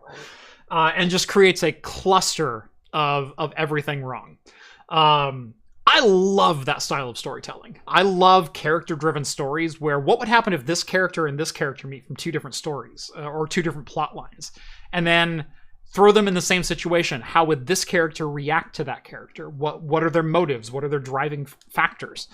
Well, and you're nailing it on the head. It's got to be done well, I think, is a part of it. Like, and that's why all of like the Tarantino movies are so enjoyable when they do it, because you have been thoroughly transfixed when that ends and you're on to the next thing. Yeah. And you might be jarred at first. You're like, what? No, I was into that. And then he sets it up so profoundly, so strongly, that within a couple of lines of the next one, you're already hooked. Yeah. It's what made Game of Thrones great for 6.5 seasons. Mm-hmm. Yeah. I mean, it was good all 8 seasons, but yeah. Yeah. Did you finish it, Jeff? I'm doing a second watch. I'm doing a second watch through. Okay. I never watched season 8. I made it all the way through season 7. And then when they dropped, I was doing something else. And I went, I can't watch it right now. I'm too busy. And then critically lambasted by every person I knew. Yeah. And so I went, I'll get to it eventually. I am all the way to season 7. I think I'm on episode 5 or 6. So the I'm Loot Train? so I'm almost back to they just did the Daenerys just rescued Jon from the north and her dragon died, and then they pulled him out of the water. They pulled the dragon out of the water. That's season 8, right? That's season 7. Oh. Still season 7. Oh, wow. Yeah, so the Night King just pulled the dragon out of the water. That was the last scene that I saw. So season 7, episode 6, I think is what that is. So I've literally got like 2 episodes left of season 7, and then I'm on to season 8, and I'm gonna finish it. Yeah, you should. It's worth finishing. Yeah, I mean, I'm not as critical of it as other people because I kind of had been disappointed with it largely for years before the show finally wrapped up. Basically, once it ran out of its source material, it really didn't really connect well with me anymore. It just seemed to like meander. But I will say this: the loot train episode, where Jaime's hauling the goods from Highgarden and Daenerys comes down on the dragon to attack the caravan. That was like 2 or 3 episodes ago. That was like episode 4, oh my God. I think, in I season was 7. just talking with somebody about this the other day. That was the only time in the entirety of the show, because I had read the books. Mm-hmm. That was the only time in the entirety of the show I had no idea what was about to happen. And when, spoiler alert, if anybody's watching this, I mean, I'm sure everybody's, but it's been years. But when Dany falls off the dragon and she's like in the water and Jaime sees her and he grabs a lance and starts charging her, that was like my red wedding there for a moment. I had like no idea I was on my feet screaming. I was like a sports guy for a moment. I was like, go. I had no clue. I thought one of them was dead for sure. And then Bronn just comes out of nowhere, tackles Jaime. Yeah. And I love that Bronn went, what the hell were you doing? And he goes, ending the war. Yes, it's so good. One of us was going to die. It was so good. And Jaime just came up like, shoot your shot, man. Yeah, I was like, Kingslayer, yeah! Yeah. Here we go. The most incredible thing, I think, of all of the characters of Game of Thrones was turning Jaime into a sympathetic character. Oh, yeah. He is such a great, nuanced, deep, complex character. Aside from the whole incest thing. Like, it's like sympathetic. Like, it's just this one thing, right? No, like... So, yeah. That's... Yeah, I won't spoil it for you since you didn't watch it, but... Yeah. That's... Yeah, I think that really was one of the great things. And obviously, like, that was taken from the source material. Like, George R. R. Martin did that expertly. Mm-hmm. But like, yeah, the whole line when he's giving Brienne in the hot tub, like the whole lowdown about like, yeah, he wanted to burn everybody down. He kept saying, burn them all down, burn them all down. Yeah, I killed them. And they call me Kingslayer. But like, what would you have done? What would you have done? Like, oh, so good. Yeah. So good. Yeah. Yeah, I had to go back and rewatch a bunch of it because Pedro Pascal came up on my TikTok. Giving the speech to Tyrion about how like, yeah, we met. He's like, oh, I don't remember. He's like, yeah, because you were a baby. Yeah. And like they kept telling me like there was this monster, man. There was this monster that you got to see this monster. And so like we went and saw you, and I was like, I was so disappointed. I've never been so disappointed to meet you. Oh, it was. I love the way he says that. He's like, that's just an ordinary baby. Yeah. Love that line. Yeah.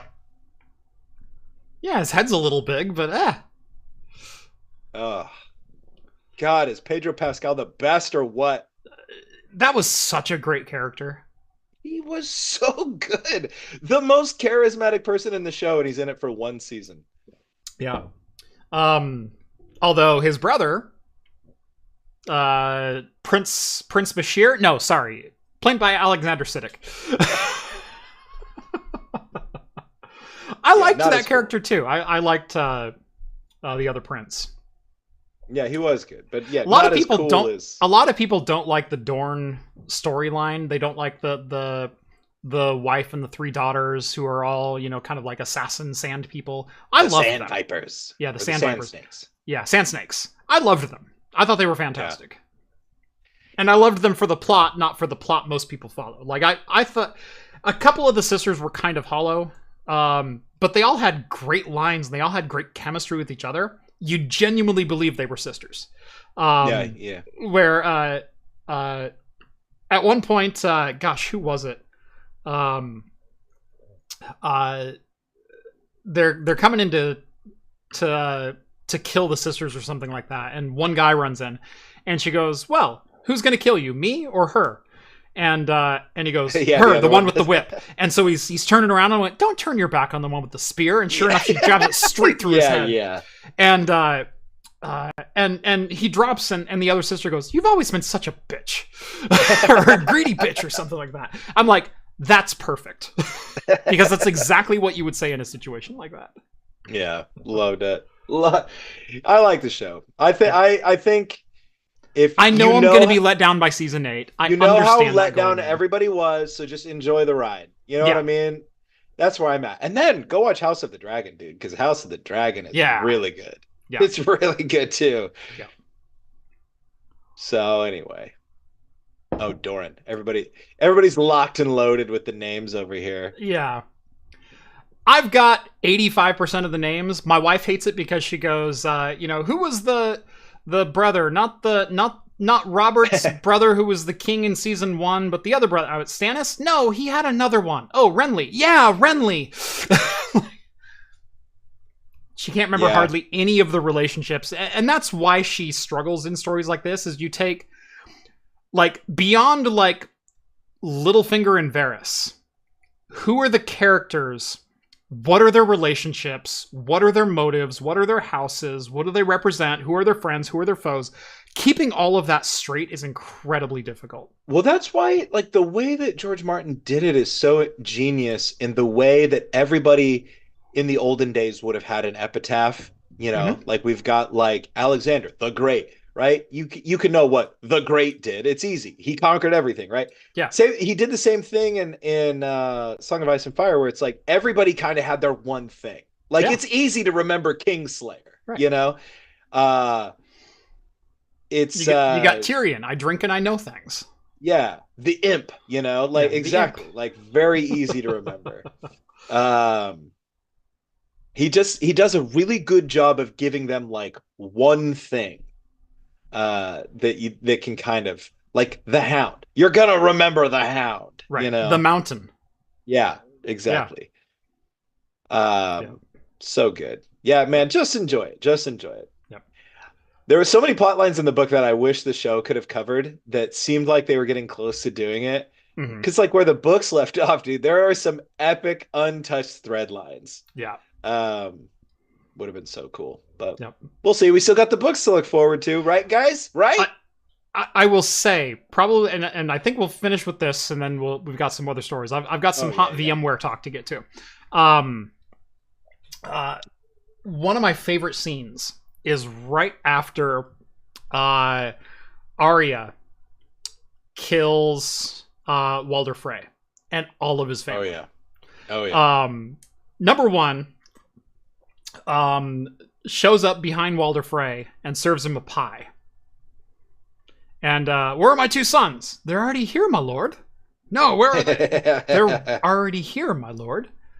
But where? And then she peels the top off the pie, and there's teeth and jawbones and things, like, baked into the pie. And I'm like, yes, this is the Arya I've been waiting for so long.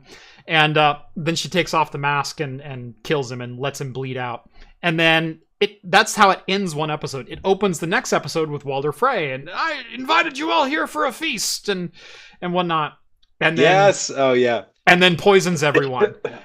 Right after that, she goes and she's going to King's Landing, and a couple of people ask her, "What are you doing at King's Landing?" "I'm going to kill the queen."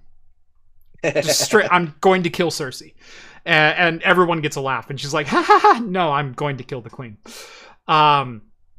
But she stops at the little tavern at the fork in the King's Road, and she meets Hot Pie again. Hot Pie, yeah. Yeah, she meets Hot Pie, and he maked her a pie, and she's eating the pie, and she goes, "Oh, that's delicious." And he goes, "Yeah, the secret is to brown the butter before you make the pie. No one ever does that because it takes too long." And she goes, "Oh, I'll have to remember that. I've made a few pies recently."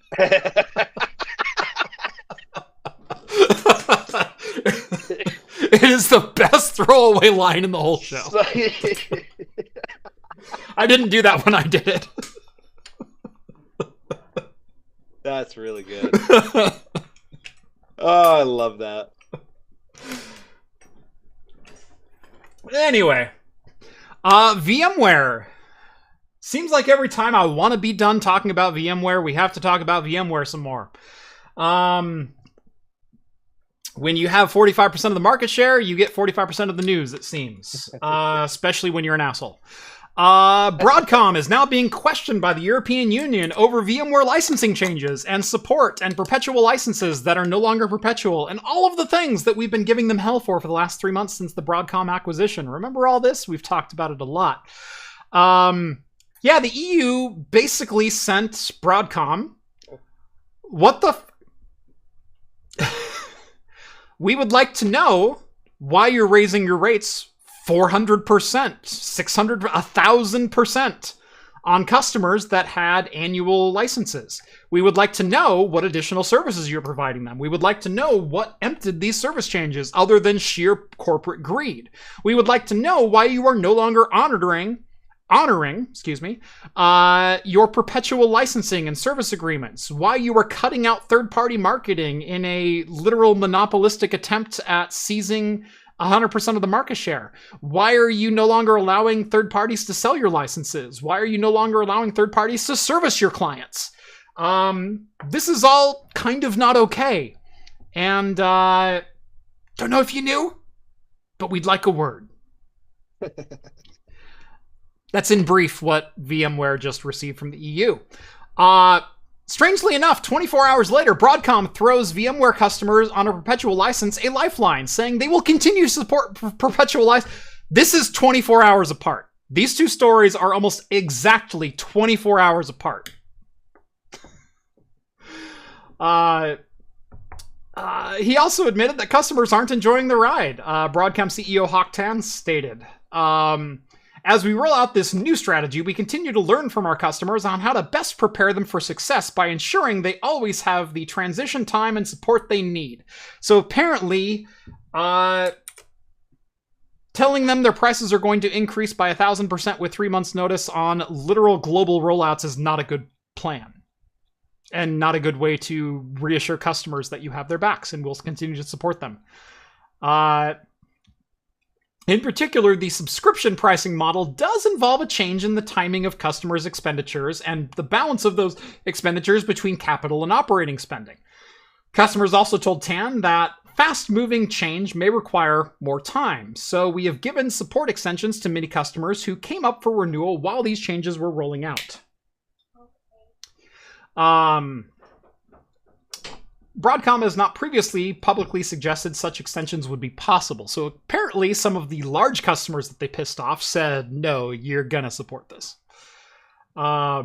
We have always been and remain ready to work with our customers on their specific concerns, Tan wrote.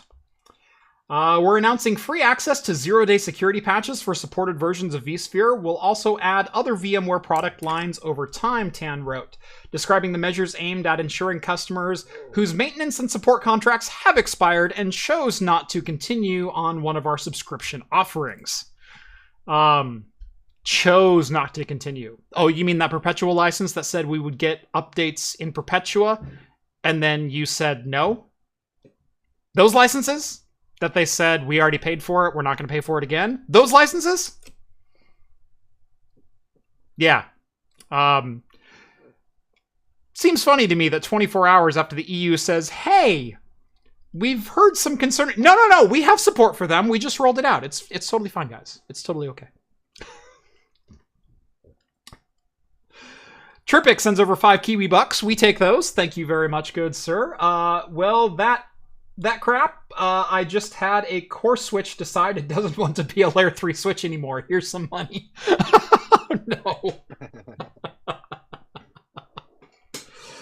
Oh, no. Something BGP.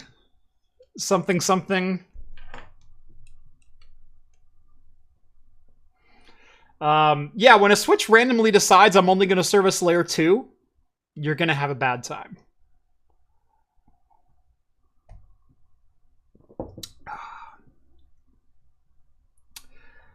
Yeah.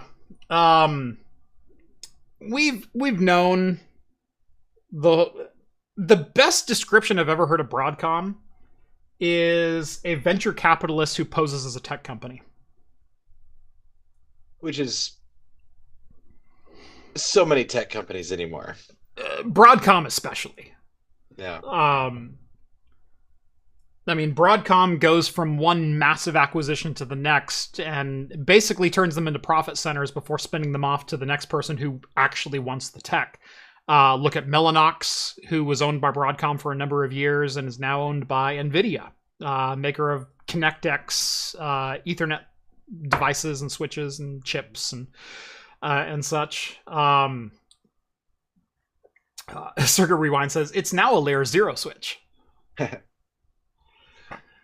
Yeah, I mean, there's a word I think Cory Doctorow coined enshittification Yes. for the act of, you know, making your service actively, or your service or your product basically actively hostile to its user while extracting maximum amount of, Hmm. equity out of the product or service.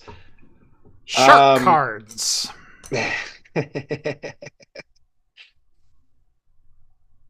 Yeah. yeah, it's part of a growing trend that makes me really, because on one hand, nothing gets me more excited than technology Right. and tech. But on the other hand, nothing makes me want to throw out every connected device in my house and go back to a landline more than the tech industry as it exists right in this very moment. In this very moment, we are not in a good place at this very moment. I'm like almost off of like all social media, and if I could just make my tech existence be, here's my email and my landline number, that's what I would do. I would Every connected device that I have, I would get rid of if I could. But I can't. We're prisoners. We're all trapped here. um, I had a YouTube comment on today's video that said we just need to get Jeff with a Mastodon account so we can follow him again. Because as everyone knows, I left Twitter. But you're on Mastodon. I'm on Mastodon, and I said I'm on Mastodon. I'm at craft computing at hostx.social, and he goes, "Oh, you are on Mastodon, and I already follow you, but you haven't posted since January." Yeah. And yeah, I haven't. I've been through the ringer in a number of ways. I'm not going to give a personal update right now. I probably never will on the channel, at least in such regards. Some people in my Discord know it's been a rough 3 months. It's been a rough number of months. The last couple of weeks has not been very kind to me. But I was getting so down about reading every news story and every bad take and every way in which people who should be held accountable are not being held accountable, and people who are doing their job and doing their dutifulness and crossing their T's and dotting their I's are still being unfairly treated. I couldn't handle it anymore. And so it's not that I want to leave social media. I'm on YouTube. Well, I love yeah. I love how connected we can be. At the same time, I'm so disgusted with everything right now. Yeah. I need to take a step back. I needed to take a step And back for my own mental health. And that's the thing I think like a lot of people don't get is like it's also just not it's not just the big stuff. It's the little stuff too. Like I don't know, like Game of Thrones is a good example. Imagine you're one of the people that loved season 8 of Game of Thrones. You could not Mhm. exist in peace online for Nope. like a solid 3, 4, 5, 6 months after that came out. What a petty example when there are real problems going on in the world. But Right. the thing is obviously we're all concerned about the big problems, but now you can't even have your little enjoyments either. You Yeah. can't have your little things either, because every moment of existence online is friction. None of it's easy. None of it is given. It's all extracted from you. It's like having your teeth pulled constantly. Mhm. And you know what, man? Kudos to you. I hope that they still wonder where you're at on Mastodon or wherever. I mean, the biggest problem with Twitter is like I sometimes I check on Twitter and it's like I The love the place, Nazis. but like the Nazis, the Nazis, The Nazis and the porn bots and the you know. And I found out Dogecoins that and the Elon apologists and the they financially incentivized rage bait on Twitter. I had no yeah. idea that that's part of why it got so bad. Yeah. And like I'm not, it's like I'm on Bluesky, which is okay, Yeah. but I'm even on Blue then, Sky, it's okay. I'm on Mastodon, it's okay. yeah, Um yeah, there's nothing better than reading Monday morning someone showed up to a trial and was told, you're going to be here every day or you're going to be arrested. And then on day 2, they threatened a juror in the proceedings. And the judge said, remember what I said yesterday, you're going to be on your best behavior. 7 more of these, and I'm going to fine you 0.0001% of your annual value. We'll see if that really sends the message home.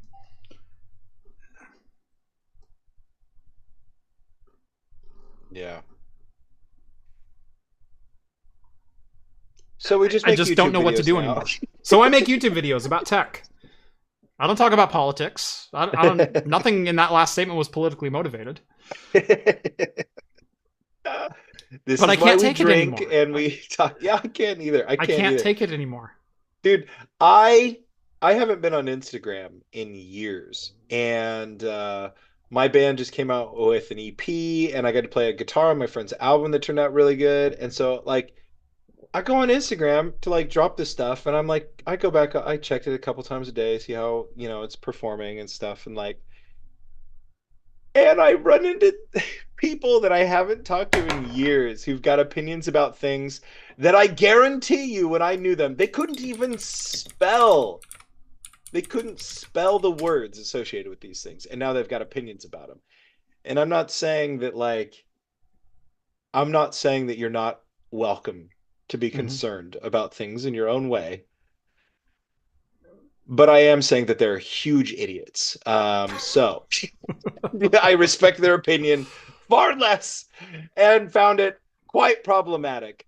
And right then and there, I was like, why am I on this platform? Yeah. To share some music?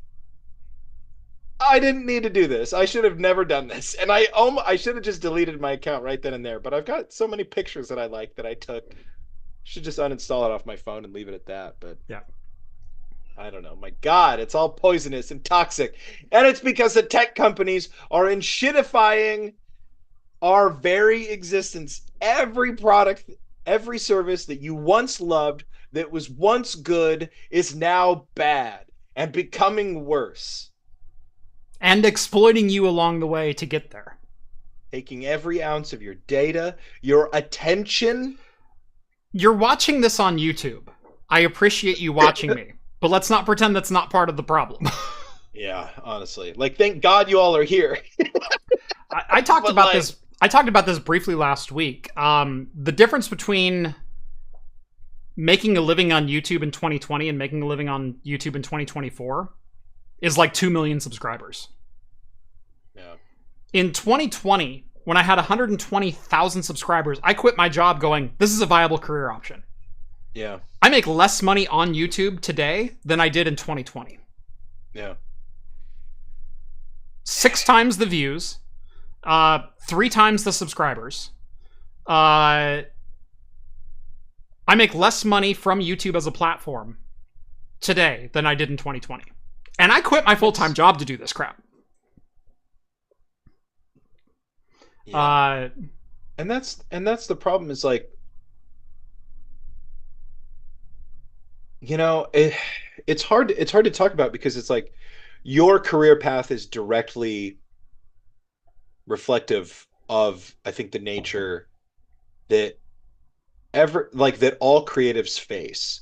Mm-hmm. But yours is much more direct because you make videos and you make them for YouTube. But it's like, for me, if I just wanted to be good at making and selling music, for example, you also have to be good at social media and making videos and doing all that to make it. It's not the same as it used to be. If you want to, I don't know. This is the thing. If I received annually $1 from every subscriber, that is 4 times my annual income. Jeez. Yeah. And that's a really good example of it. And that's the thing. It's like someone's making that in this equation, and it's not me. Yeah. I wrote a short story for an amateur magazine one time, and there was another author in there, and I loved his story, and I found out that he is a legit published author. He's got a contract with Simon and Schuster You could find his bookstores in Barnes, or find his books in Barnes and Nobles, and wherever books are sold. Barnes and Noble is the only big bookstore I can name. But this guy, he has a major book deal. His books are sold in every bookstore across the country, and he goes on Twitter and he goes, "Yeah, the publisher wants me to sell more books, and I have no idea how I'm supposed to do this. I just wrote the damn things." And so he's on Twitter all the time. "Hey, how do I sell books? Anybody want to tell me how to sell books? Anybody want to tell me what I got to do?" And like half of the advice is like, "Well, can you get lucky on Book Talk?" And he's like, "I don't even know what Book Talk is." It's yeah, man. It's just getting cut up, divided, extracted in so many different vectors before it reaches us. What are we laughing about? Read Skull's comment. I founded my channel in March of 2017. I didn't post my first video for almost 3 months, for a little over 3 months. And from the very beginning, I said, if I ever make it big, if I ever do this as a job, if I ever make money from this, I don't want to be a logistics company. From the outset of my channel, from the outset of the creation of my channel, of Craft Computing, I said, if I'm going to do merch, I'm going to farm it out. I'm never going to make product. I'm never going to do shipping. I'm never going to do receiving. I'm never going to do anything like that. I do not want to be a logistics company. I've repeated that mantra ad infinitum until last year when I started selling merch. Well, actually, 2.5 years ago, I started selling merch. I've signed up with 3 different companies to sell merch, all to varying degrees of success. Only one of those companies ever actually sold merch for me, so you can see how well the other 2 went. But they would sell a t-shirt for like $24, and I'd get $2. And I went, someone's making money in this transaction, and it's definitely not me. They would sell a pint glass for $24. I'd get like $4. Someone's making money in this transaction, and it's not me. Also, as the year went on, the quality of that merch degraded dramatically. The samples I received were not, in day 1, were not the samples I received in month 6. Where I actually bought my own merch and received them and went, this is garbage. And so I stopped using that company. And I said from that moment forward, I'm doing my own merch. I'm doing it in-house. I'm tired of trying to find a company who will speak my language, who will get quality product out there, who will actually revenue share with me. I'm tired of it. I'm done with it. I'm a logistics company. Started selling pint glasses, started selling coasters and whiskey stones and all this other kinds of stuff. And it's not incredibly complex stuff, but I put serious work into design and sourcing of my parts. All the design is done in-house by me. If you don't like the design, blame me. But you can never fault me on not selling good product. But Skull says, logistics, where the real money on YouTube is made. Yeah. And I said, I hate you so much right now. Well, think about it. I mean, what's the number one thing you think of other than videos when you think of Linus? LTTstore.com. Exactly. Yep. A third of Linus's revenue comes from merch. Yeah. I think I broke it down a little bit last week when I was talking to Ian, where YouTube, I think, is my 5th highest revenue source right now. And merch is very quickly closing the gap to become number 5. By the end of the year, developed products will be number 1. Nice. In-house developed products that I handle logistics and design for will be number 1. Merch will be probably number 3 or 4. I've got Amazon, eBay, and AliExpress affiliate links. Those all, on a really good month, they outpace YouTube. Usually at least one of them will outpace YouTube. Patreon is always 50% in front of YouTube, if not double. If you want to support the channel, patreon.com, costs you $1 a month. If you want to buy merch, that does even more. I've got pretty healthy margins on the merch that I sell. I source everything myself. I do all my design work and all my manufacturing in-house, so I keep 100% of the profits. If you buy coasters, it's like subscribing to Patreon for a year. Like, it really is. So if you want to send me some money and actually support the channel, merch. Craftcomputing.store. Go buy yourself something, get yourself something out of that transaction, because I can't promise anything else in that transaction other than access to the Discord server, but that costs you $1 a month. But that's why I started developing products. Like I said, we're developing home lab products. The first of which is going to be this temperature sensor. The second of which I can't talk about yet. The third of which, ID Prom, if you're listening, I'm sorry. We're gonna need to crowdsource this one. I'm looking at making a rack mount thing. A rack mount thing, the way I want it designed, the features that I want. I want to sell it. Because it's not just for home lab. It's for home lab and small medium business. It's a product that never existed when I was servicing small medium business, and that market still exists today. So the first thing is going to be a temperature sensor. I'm starting fairly simple. But we're going to grow, and we're going to grow quickly. Think about Wendell, Level 1 Techs, and his KVM switch, where he goes, the difficulty here is not in the technology, it's about the time devoted to, waxing out the problems. I have a couple of different products that I have in mind that we're going to develop over the next year. Chris, you might be onto something for product number 3. Just saying. I'm not going to say it out loud, but Chris, you might be onto something. So yeah. And affordable. And it actually works. That's my whole goal. I got a couple super chats. Daryl sends over $2, 2 Aussie bucks, thank you, and then sends over another $2. Jeff, you lie, you talk about UFP politics all the time. United Federation of Planets, if you didn't catch that. Tech Jeff sends over $2, 2 more years! Oh, hopefully more than that, but I appreciate the sentiment.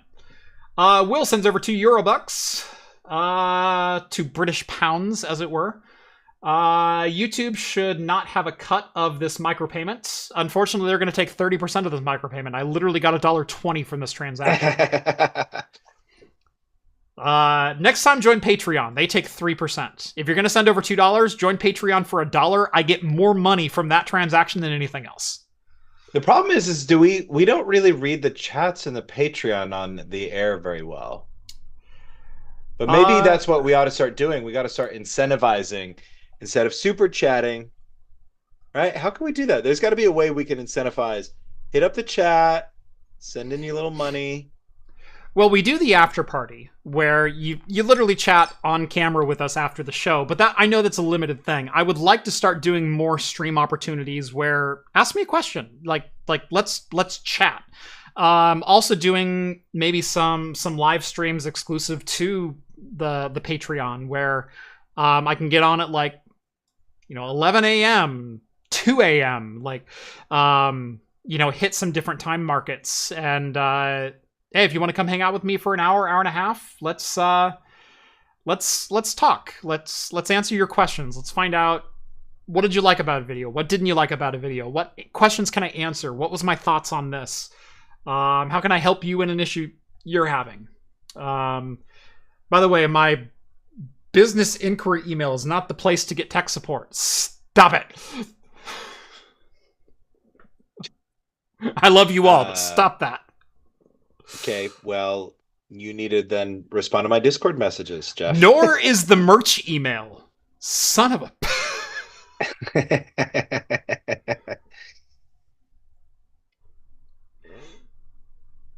Ugh. Where to get support from Craft Computing? Give me $1. Join my Discord. No. We're going to go to craftcomputing.store, find out the contact page, and email merch@craftcomputing.net. I was soliciting some work today, and I basically pulled up this list of phone numbers for people, and I just, cold called them. Uh-huh. Hey, this is Rett looking for some work, in this field, blah, blah, blah, blah. They're like, how the hell did you get this number? And I was like, well, I'm resourceful and dogged. Got some moxie, and they're like, all right, sure. My jib is cut fairly well. Yeah. One person literally goes, yeah, all right, I'll send you some work.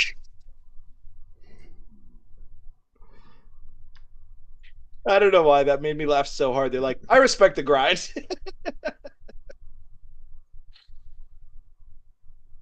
So, you got to you miss all the shots you don't take. Keep sending them in, guys. Yeah. Patrick sends over $5. Thank you very much, Patrick. Let's start a donation train. I would love to, but we're right at the end of the show. So get those donations in now. We can stay on a couple more minutes probably.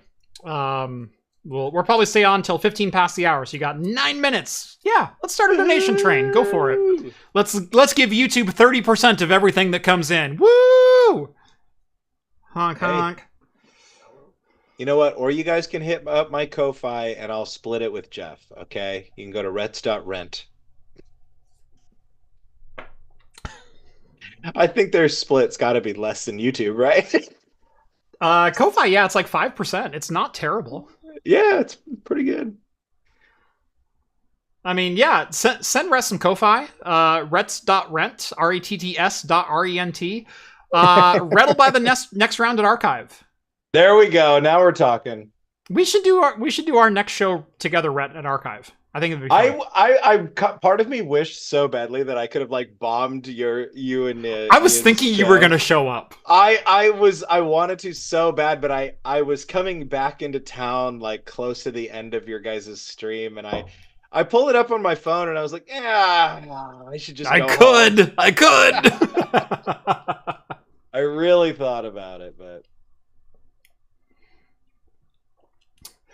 Coffee and Cynicism sends over $5. Thank you very much. Custom KVM solutions are only allowed if they require some ancient janky version of Java. I know. Novella Hub, $5. Choo-choo! I can get on that. Tripic sends over 5 Kiwi bucks. That's like $3. You already took out the US or the YouTube cut just based on the transaction amount. What the heck, Tripic? Don't take this away from the Kiwi bucks. Come on. We love New Zealand. We love New Zealand. We love the Lord of the Rings. They don't. Do they really not? Lindsay Ellis. Go watch Lindsay Ellis's 3-part documentary on The Hobbit. What? Yeah. Well, The Hobbit's different, though. There's a whole union order around the production of The Hobbit that is now New Zealand law. Oh, no. Oh, it's deep. All right, I'll have to check that out. I love Lindsay Ellis. Yeah. Lindsay Ellis did a 2-part review of The Hobbit, and then her 3rd part is going to New Zealand and seeing the impact of producing Lord of the Rings and The Hobbit, and the impact it had on the actual work culture and laws and unionization of New Zealand actors. And it's not a good story. Oh, no. Yeah. So did Lord of the Rings, did Pete Jackson colonize New Zealand film industry? No, it was Warner Brothers who were threatening to pull production from Lord of the Rings and everything else if they didn't abide to sub 50% levels of of compensation for actors in New Zealand. Oh man. So New Zealand wanted to unionize, and then the anti-union laws became law in New Zealand as a consequence. Wow. So New Zealand could get the taxpayer money from Warner Brothers and then pay people 40 cents on the dollar. It's not a good story. Okay, wow. I had no idea. Yeah. Okay, I still love the movies, though. Is that going to be okay? I think that's okay. This isn't like Harry Potter, right? It's still okay if I like? I think so. I still appreciate Harry Potter for what it is. Yeah, sure. These books came fully formed out of the ground. We'll never know who wrote them, and so we get to enjoy them free of any guilt. Right. It really is a GIF. And I never even read the books, and so from all the people who said the movies were bastardized, cool. I loved a bastardized version, which is probably the more accurate one. Yeah, there you go. And so there is some amount that you can do of separating art from artist, and Harry Potter is one of those. Every time I watch Craft Computing, you know what I'm saying? Right. You know me. You know the horrible things I've told you to go do. Tripic sends over $5. Tripic sends over $5. We still take Kiwi bucks. Thank you very much, Tripic. That Switch was an Arista 7300X3. The bank is going to hurt. It's out of warranty. Oh, no. Oh. Elmo sends over $10. Much appreciated, Elmo. I'm not going to give you the same amount of grief. Craft Computing, the Flamethrower. The kids love this one. I mean, if the market calls for it. I do have Hacksmith, the not a lightsaber, right behind me. So, I mean... Oh, yes. Nice. That's what that is. Right there. I love Scotch. I love your name. Sends over $5. Have you talked about typing your Windows password in Notepad or any app? Phishing protection popped up in latest beta builds. That is interesting. I had not heard about that. Interesting. Typing your password into any app and phishing protection pops up. This sounds like a phishing attempt right now. They're like, type your password into this email, and you'll see how the protection pops up. See, I see Hunter just 5, press send. But you just see a bunch of asterisks. I grew up playing RuneScape, okay? I know all the tricks. Right. Just drop all of your items and then press Alt F4. Alt F4, yeah. It duplicates them. It's amazing. Wow. Interesting. I'd be interested to know more about I that. I've never heard that. I love that some executive somewhere in his brain thought the best way we can prevent people from typing their passwords into the wrong place and being subject to keyboard readers, to type keyboard sniffers, would be to create a Windows-level keyboard sniffer. I love that they're like, what if we spy on them to make sure they're not being spied on? It's the only way that makes sense, Jeff. Of course, we'll only use this ability for good. Naturally. Yeah. That's amazing. I believe everybody spying on me only has my best interest at heart, right? It's not stalking, Jeff. They're just making sure I'm getting home safely. Yeah. Don't forget Let's White see. Knight. White Knight sends over 5 Canadian ruples. We'll take those. End of the show. LPIC01 study time. Thanks for the live stream. Ooh. Do you know what LPIC is? That's one of those certs, right? Linux Professional Institute certification. Yep. I don't think I ever want that one. It's a weird one. But thank you. I appreciate it. Well, you picked a great show then to watch and to celebrate. Let's celebrate their first super chat on the live stream, okay? That's right.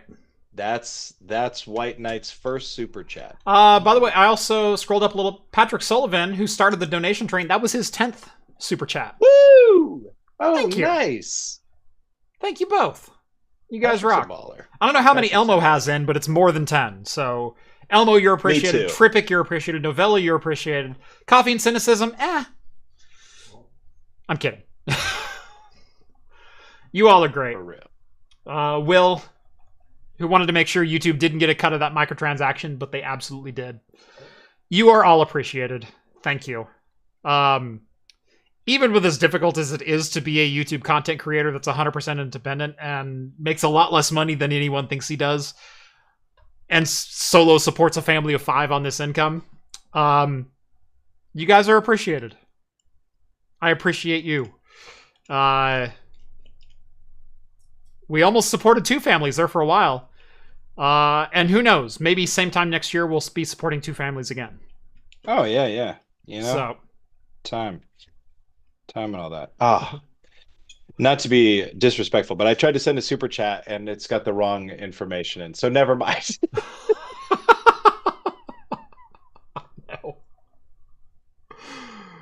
No. Darn it. Oh no, your card was declined probably. It was because it's the wrong card. Do you see how much we're hurting over here? For only $1 a month, you can support a video guys, editor. I need to send in my own super chats. A little known fact, my mods still subscribe to Patreon. We all subscribe to Patreon, even Rett, me and John. Rett, and John, Steve. and Steve all subscribe to Patreon to be on the Discord. I've never changed it.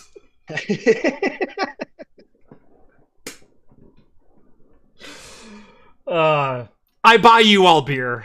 I do my best. It's a good deal. It's a good deal. It led to like a whole year of full-time employment and all, and even more than that of part-time employment if you count the whole 2.5 years, I think, of total. Yeah. So I think I got my return on my dollar. I think I can keep going. Yeah. John says the best way to get you money is to buy merch from the store. That is, Patreon is probably number one if you don't want to spend a lot. You can sign up for $1 or $4. I charge per video. So the way it works is if you sign up at $1 and you want to say, I'm going to give $5 a month. What happens is the first 5 videos that I post in the month, it charges you 1, 2, 3, 4, 5. And then it doesn't charge you anymore. For only $1, though, you get into the Discord. So as long as you're an active member of Patreon, you get into the Discord. But you can give as much as you want. And you can give $4 per video as well. That 97% goes to me.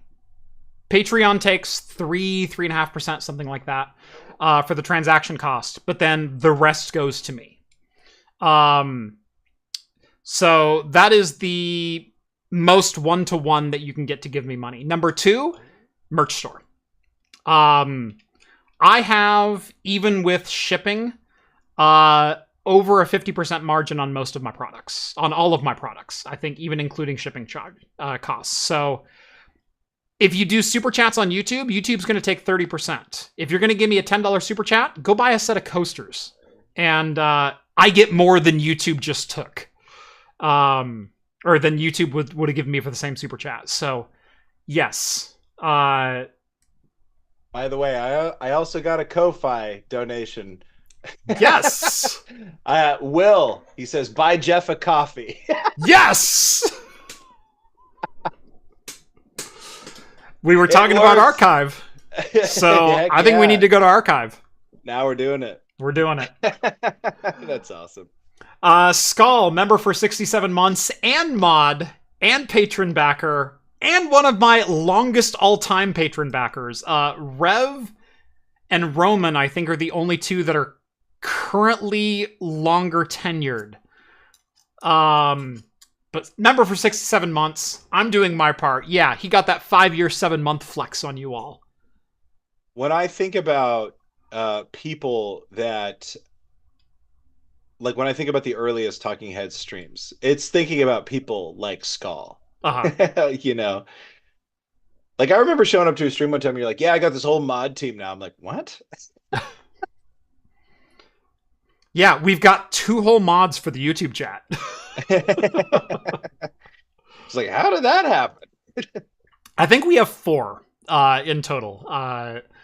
Or no, I think we have 5 officially, as well as... we don't count any of the hosts. As we don't count the hosts, right. All 4 of the hosts, so myself, John, Rett, Steve, are all moderators on the YouTube chat.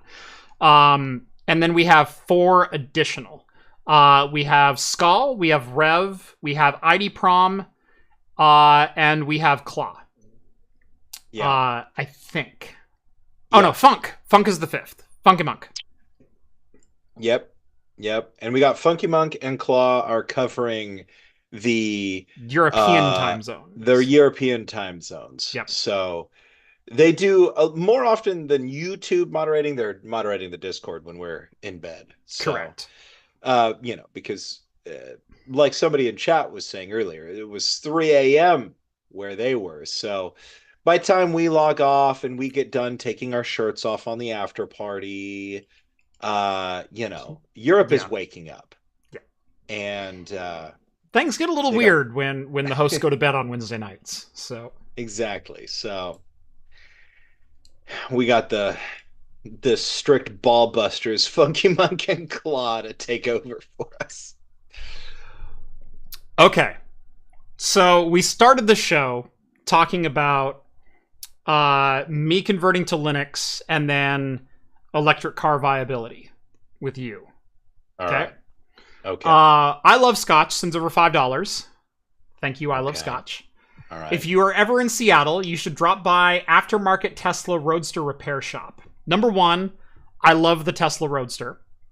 Based on the Lotus Elise and Toyota MR2 Spider MR30 chassis. I know that car well. I owned an MR22,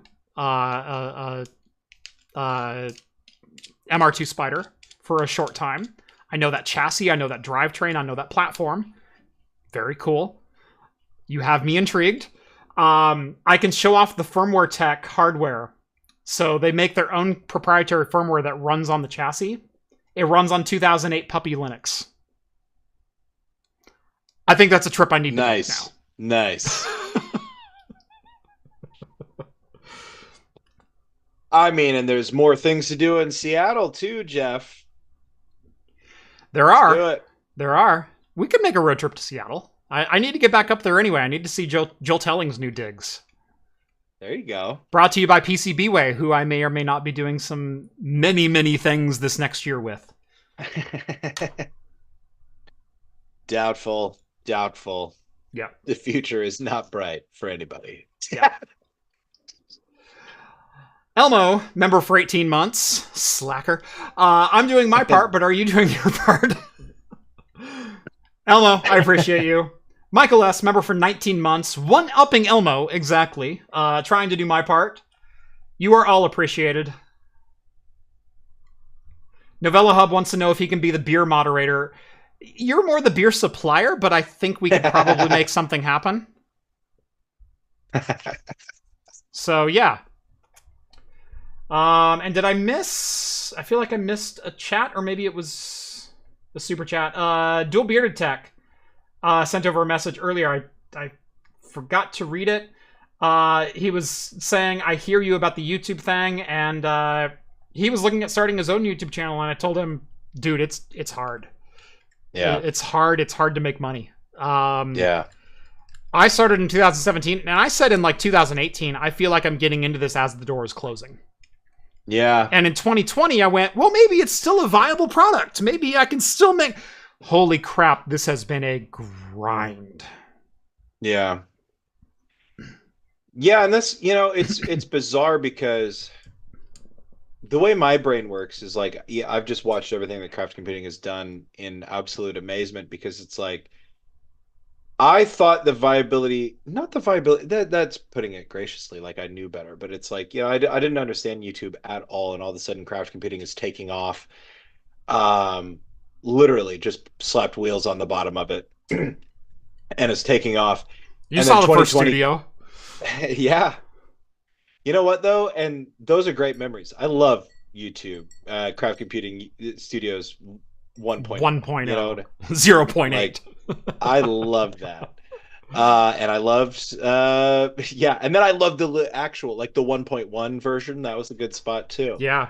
That whole first era, man, that was great. 1.1 revision C. Yeah. I guess there was like 3 studios in those really early days. Almost. We had the studio above the bar.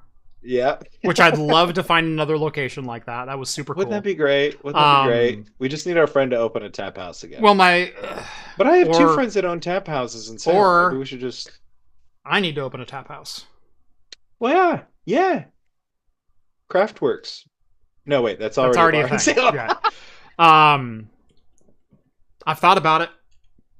I thought about it in 2018. In 2018, I almost bought a tap house. Was that was that when Capital Tap Room closed? No. Oh. Which tap house did you almost buy? Or wait, was it just like your own idea? It's the one in Kaiser.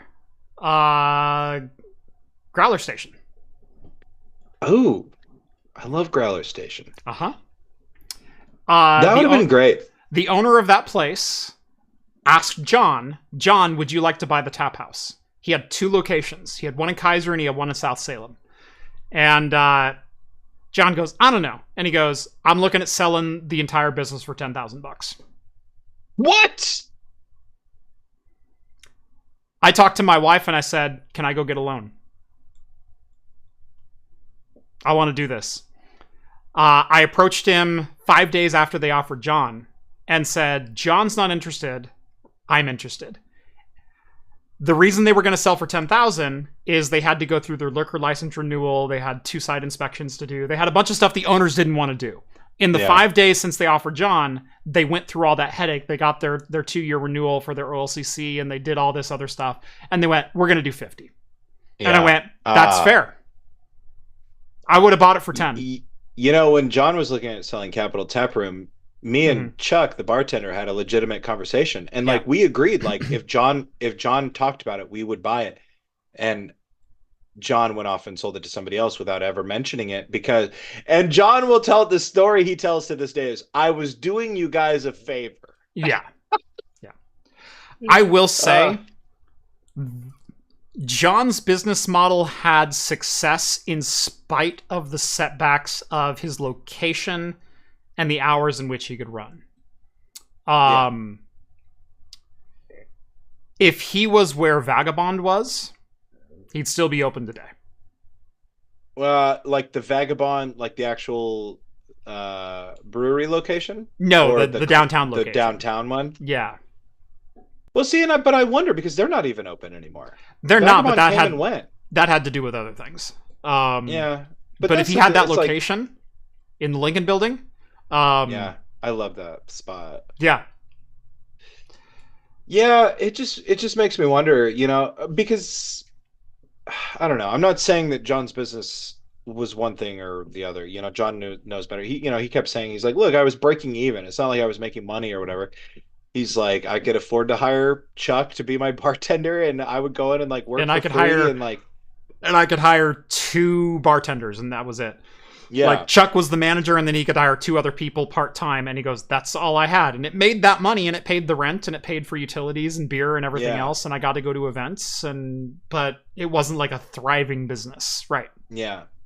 Personally, I like that location because I like I like High Street right next to the Elsinore. You got the Grand Theater down the street.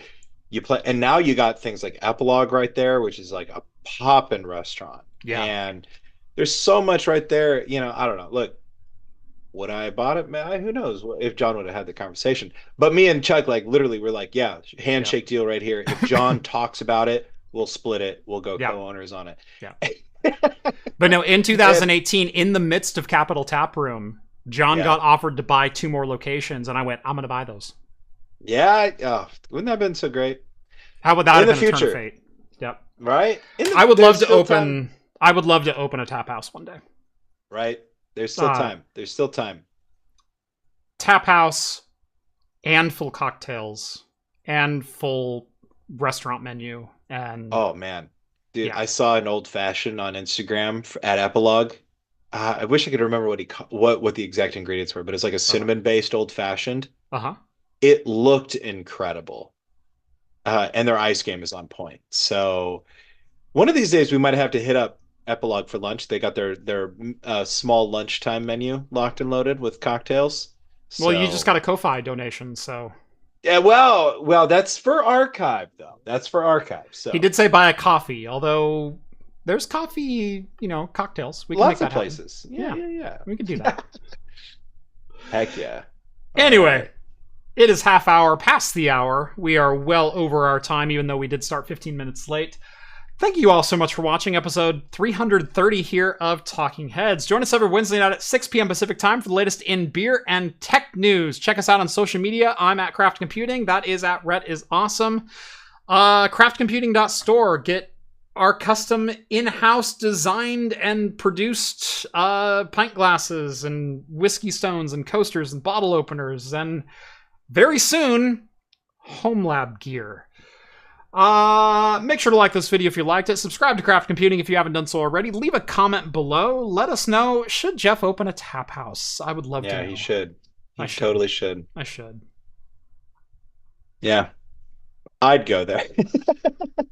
But I spent all my free time at Capital Tap Room, so I'm my problem is if I ever opened it, John would never leave, and I owe John so many free beers from the beers that I drank when Capital Tap Room was open. No. That is not how it works, okay? He was trying to get rid of those beers. Those pumpkin beers were trash. They wouldn't sell. I told him to keep them off the menu, and he wouldn't listen. I had keys. I was there after hours, and John said, help yourself. John would often text me at 1 a.m. and goes, what did you just pour? It's a tulip. It's only a 4-ouncer. I'm sorry. I have a cot upstairs. Of your 19% barley wine. Yeah. Am I breaking any rules? Back up. Yeah. So, anyway. Absolutely. Thank you all so much for watching. If you're on the Discord, join us for the after party. Starts in probably about 10 minutes or so. Continue this conversation. Keep the show going. Chat live on camera with myself. Maybe Rett. I don't know what you got going on. Sometimes John, sometimes Steve. We all kind of float in and out. But every night immediately following the show, come live chat with us. Come hang out with the awesome group that hangs out on the Discord. Just vibing, all vibes. No break. All breaks, no vibe. No, wait. Yeah. All vibes, no breaks. There we go. There you go. Shirts Thank for you all skins. so much for watching. And as always, we'll see you in the next video. Cheers, everyone.